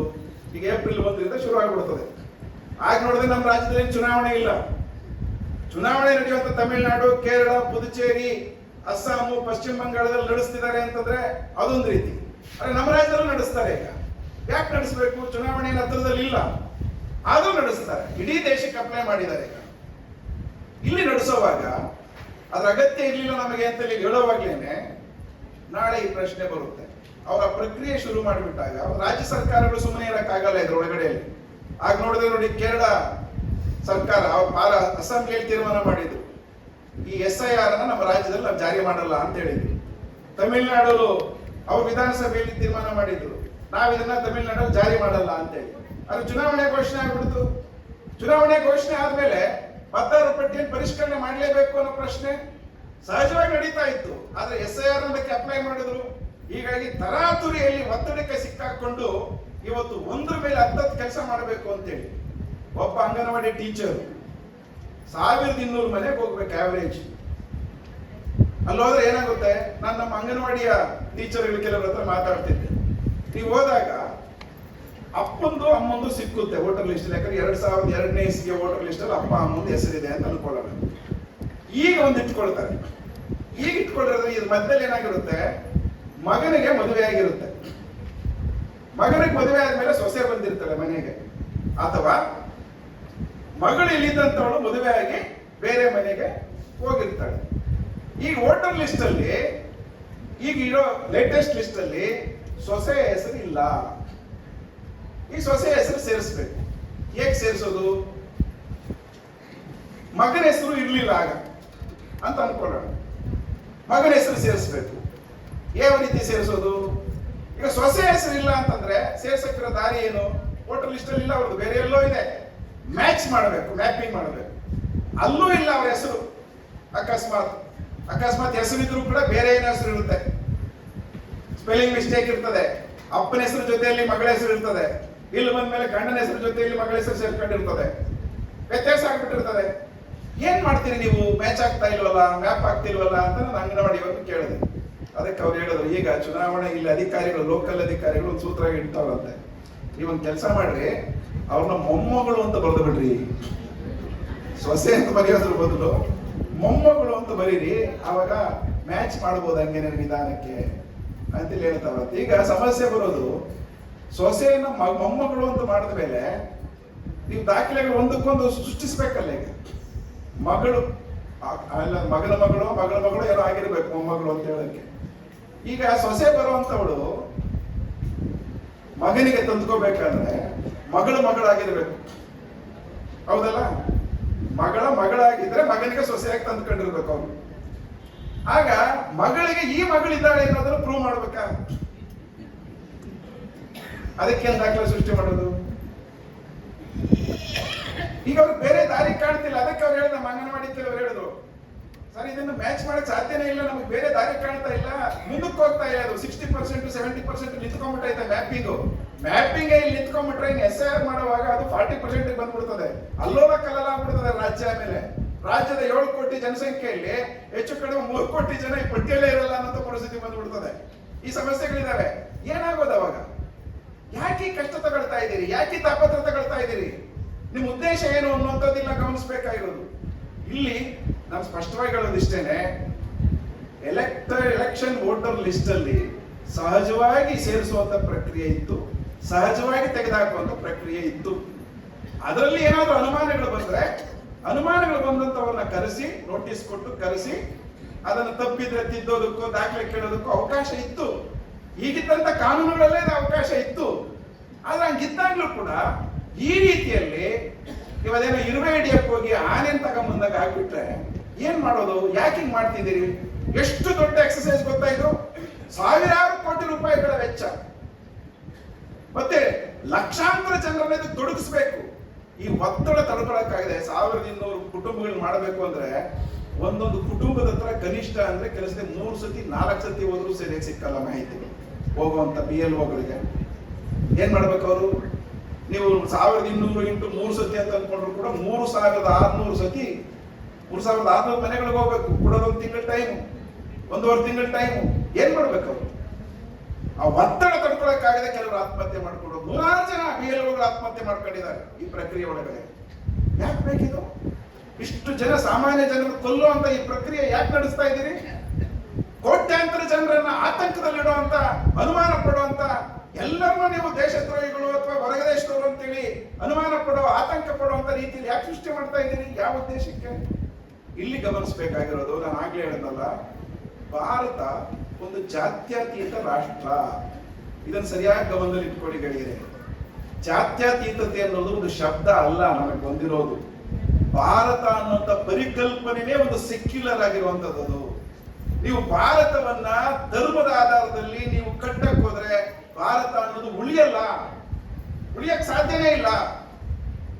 ಹಾಗಾಗಿ ಸೆಕ್ಯುಲರ್, ಜಾತ್ಯತೀತ ಅನ್ನುವಂತ ಪ್ರಶ್ನೆ ಬಂದಿರೋದು ಸಂವಿಧಾನಕ್ಕೆ. ಭಾರತವನ್ನ ಒಟ್ಟಾಗಿ ಕಾಪಾಡಬೇಕು, ಭಾರತವನ್ನು ಒಟ್ಟಾಗೊಳಿಸಬೇಕು. ಭಾರತವನ್ನು ಒಟ್ಟಾಗೊಳಿಸೋದು ಅಂದ್ರೆ ಏನೇಳಿ? ಬೌಂಡ್ರಿಯನ್ನು ಒಟ್ಟಾಗೊಳಿಸೋದಲ್ಲ. ಭಾರತದ ಈ ಭೌಗೋಳಿಕ ಎಲ್ಲೆಲ್ಲಿರ್ತಕ್ಕಂಥ ಎಲ್ಲ ಜನರನ್ನ ಒಟ್ಟಾಗಿ ಕಾಪಾಡಬೇಕು ಅಂತ ಅದರ ಅರ್ಥ. ಭಾರತವನ್ನ ಕಾಪಾಡುವಂದ್ರೆ ಭಾರತದಲ್ಲಿರ್ತಕ್ಕಂಥ ಜನರನ್ನ ಕಾಪಾಡಬೇಕು ಅನ್ನೋದು ಅದರ ಅರ್ಥ. ಜನರ ಐಕ್ಯತೆಯನ್ನು ಕಾಪಾಡಬೇಕು ಅನ್ನೋದು ಅರ್ಥ. ಹಿಂದೂ ಇರ್ಲಿ, ಮುಸ್ಲಿಂ ಇರ್ಲಿ, ಸಿಖ್ ಇರ್ಲಿ, ಕ್ರಿಶ್ಚಿಯನ್ ಯಾರಾದ್ರೂ ಇರ್ಲಿ, ಯಾವ ಜಾತಿಯವರಾದ್ರೂ ಆಗಿರ್ಲಿ, ಯಾವ ಭಾಷೆಯವರಾದ್ರೂ ಆಗಿರ್ಲಿ, ನಾನು ತುಂಬಾ ಸತ್ಯ ಕೇಳ್ತೀನಿ, ನೀವು ಇಲ್ಲಿರುವಂತವ್ರು ಒಬ್ಬ ಬಂಗಾಳಿಯನ್ನ ಯಾವತ್ತಾದ್ರೂ ಮಾತಾಡಿದ್ದೀರೋ? ಬಂಗಾಳಿ ಜೊತೆ ಮಾತಾಡಿದಾರ ನೀವು? ಮಾತಾಡಿಲ್ಲ. ಯಾಕೆ ಮಾತಾಡಿಲ್ಲ? ಹೇಳ್ರಿ? ಭಾಷೆ ಬರೋಲ್ಲ, ಅಥವಾ ಅಲ್ಲಿ ಹೋಗೇ ಇಲ್ಲ, ಬಂಗಾಳಕ್ಕೆ ಹೋಗೇ ಇಲ್ಲ, ಅಥವಾ ಆ ಭಾಷೆ ಬರೋಲ್ಲ. ನೀವು ಬಂಗಾಳಿಗಳನ್ನ ಭಾರತೀಯರು ಅಂತ ಹೇಳ್ತೀರಾ? ಏನಂತ ಕರಿತೀರಿ? ಭಾರತೀಯರು ಅಂತ ಕರಿತೀವಿ. ನೋಡ್ರಿ, ಅಲ್ಲಿರೋರ ಹತ್ರಕ್ಕೆ ನೀವು ಹೋಗೇ ಇಲ್ಲ, ಆ ಭಾಷೆ ಮಾತಾಡಕ್ಕೂ ಬರೋಲ್ಲ, ಅವ್ರು ಯಾರಂತನೂ ಗೊತ್ತಿಲ್ಲ ನಿಮಗೆ, ಆದ್ರೂ ಬಂಗಾಳಿಯರನ್ನ ಭಾರತೀಯರು ಅಂತ ಕರಿತೀವಲ್ಲ. ಯಾಕೆ? ಹೆಂಗೆ ನೀವು ಸಂಬಂಧ ಕಲ್ಪಿಸ್ಕೊಡ್ತೀರಿ?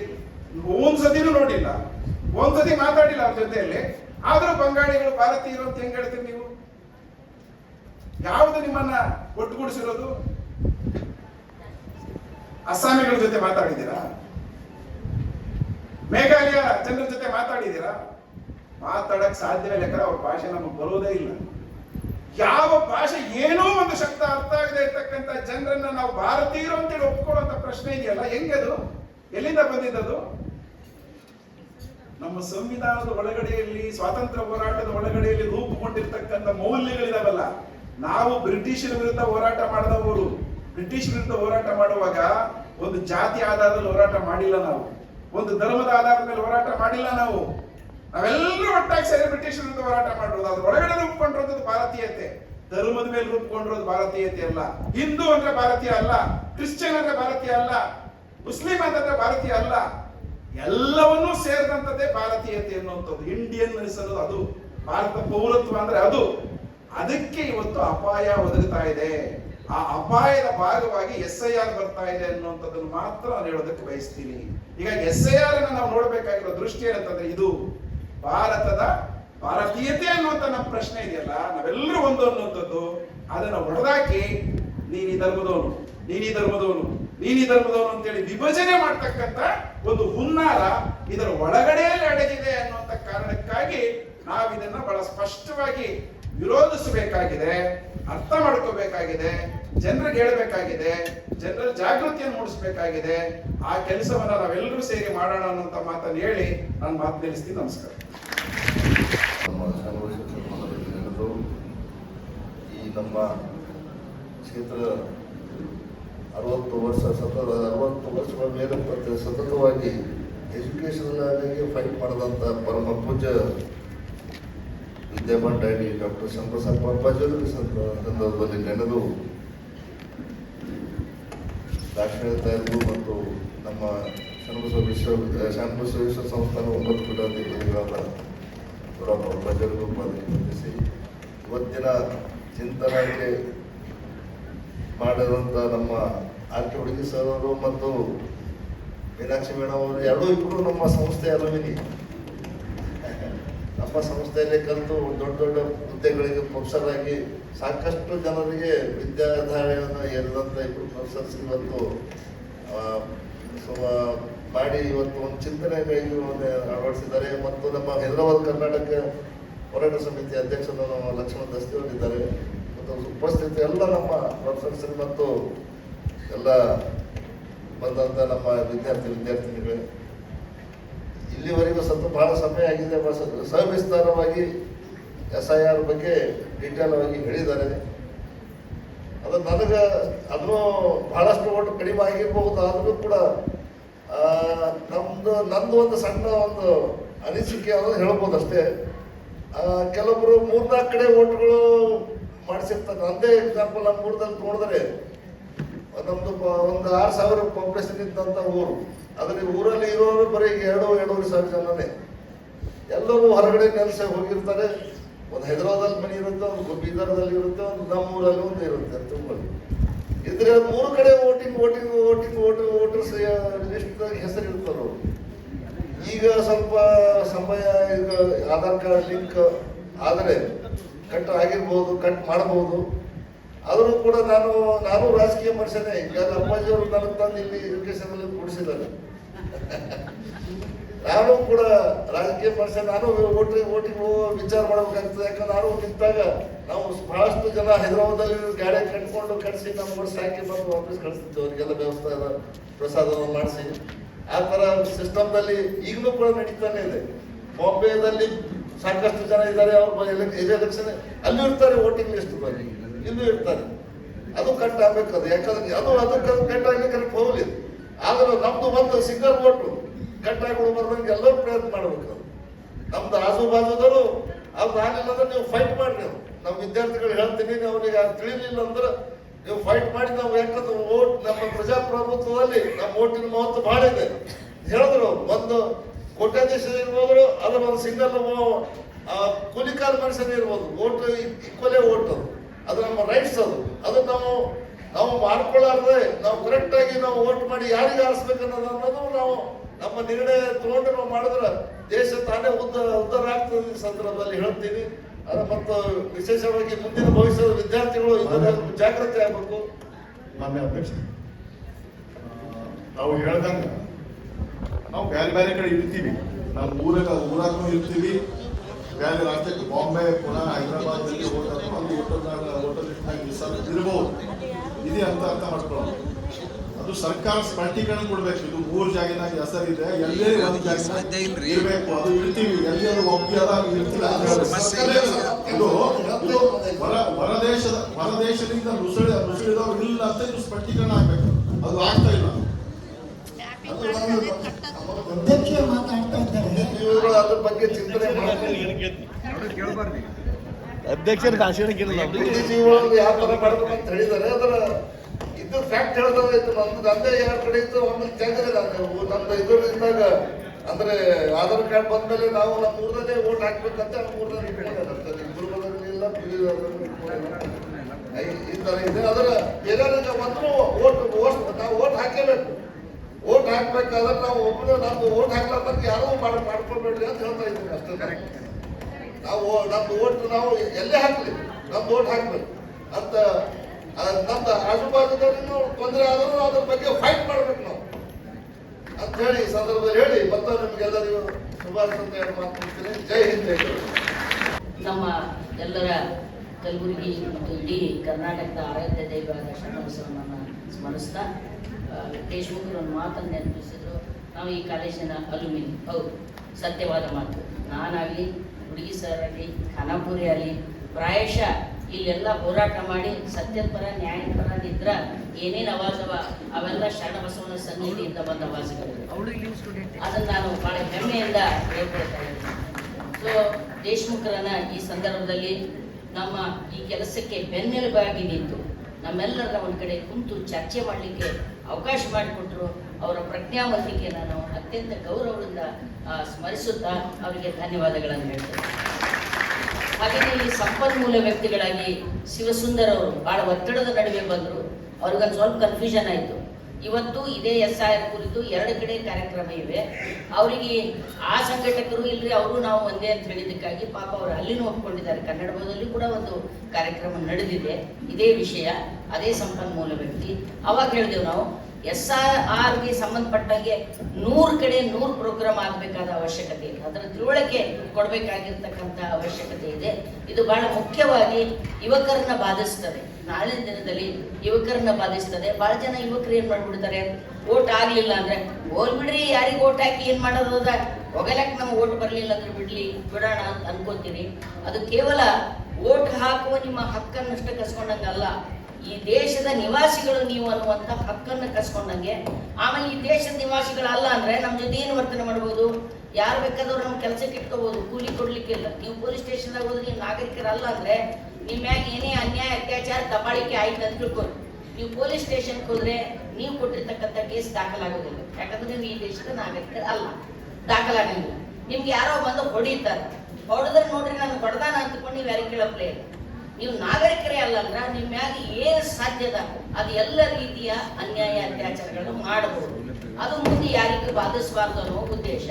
ಇನ್ನ ಅಣ್ಣವ್ರು ಹೇಳಿದಂಗೆ 2-3 ಕಡೆ ಓಟ ಇದ್ದು ಅವ ಅಲ್ಲಿ ಆ ಊರಾಗದ ಈ ಊರಾಗದ, ನಾ ಎಲ್ಲೋ ಹುಟ್ಟಿನಿ, ಎಲ್ಲೋ ಬೆಳೆದ್ನಿ, ಎಲ್ಲೋ ನೌಕರಿ ಮಾಡ್ತೀನಿ. ಇವತ್ತು ಆಧಾರ್ ಲಿಂಕಿನ ಮೂಲಕ ಅವುಗಳನ್ನ ಬಹಳಷ್ಟು ಕಟ್ ಮಾಡುವಂತ ಮತ್ತು ನಾವಾಗೆ ಹೇಳ್ಕೊಳ್ಳಲ್ಲ, ಅದು ಬರ್ತದೆ. 2 ಕಡೆ 3 ಕಡೆ ಓಟ್ ಹಾಕಿದವರಿಂದ ಓಟ್ ಹಾಕಿ ಬಂದಿವಿ. ಈಗ ಅದು ಸಾಧ್ಯ ಇಲ್ಲ. ಈ ರೀತಿ ಡುಪ್ಲಿಕೇಟ್ ಓಟ್ಗಳು ಇದ್ದನ್ನ ತೆಗಿಲಿಕ್ಕೆ ಬೇಕಾದಂತ ಎಲ್ಲ ಕಾನೂನುಗಳಿವೆ ಮತ್ತು ತಂತ್ರಗಾರಿಕೆ.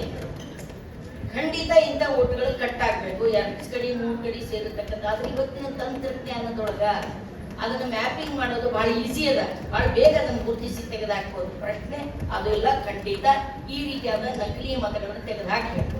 ಇನ್ನ ಹೊರಗಡೆಯಿಂದ ನುಸುಳುಕೋರು ಬಂದಾರ ಹಂಗ ಹೊರಗಿನಿಂದ ಬಂದ ನುಸುಳುಕೋರರ ಸಂಖ್ಯೆ ಎಷ್ಟು ಕೊಡಿ ಅಂತ ಇವತ್ತಿಗೂ ಕೂಡ ಕಲೆಕ್ಟಿವ್ ಪತ್ರಿಕರ್ತರ ಕೇಳಿದ್ರೆ ಒಂದು 10 ಹೆಸರು ಕೊಡ್ಲಿಕ್ಕೆ ಸಾಧ್ಯ ಆಗಿಲ್ಲ. ಯಾಕ? ಒಂದು 10 ಹೆಸರು ನುಸುಳುಕೋರು. ನಾವ್ ಯಾರು ಹೊರಗಿನಿಂದ ಅಕ್ರಮವಾಗಿ ಬಂದಂತ ವಲಸಿಗರನ್ನ ಇಲ್ಲಿ ಇಟ್ಕೋರಿ ಅಂತ ಹೇಳ್ತಾ ಇಲ್ಲ. ಅಂತ ವಲಸಿಗರನ್ನ ಮೊದಲು ಹೊರಗಾಕ್ರಿ, ನುಸುಳುಕೋರನ್ನ ಮೊದಲು ಹೊರಗಾಕ್ರಿ. ಆದ್ರೆ ನುಸುಳುಕೋರ್ರಿ ಯಾರು ಅಂತ ಗುರುತಿಸಿರೇನು ಇಲ್ಲ.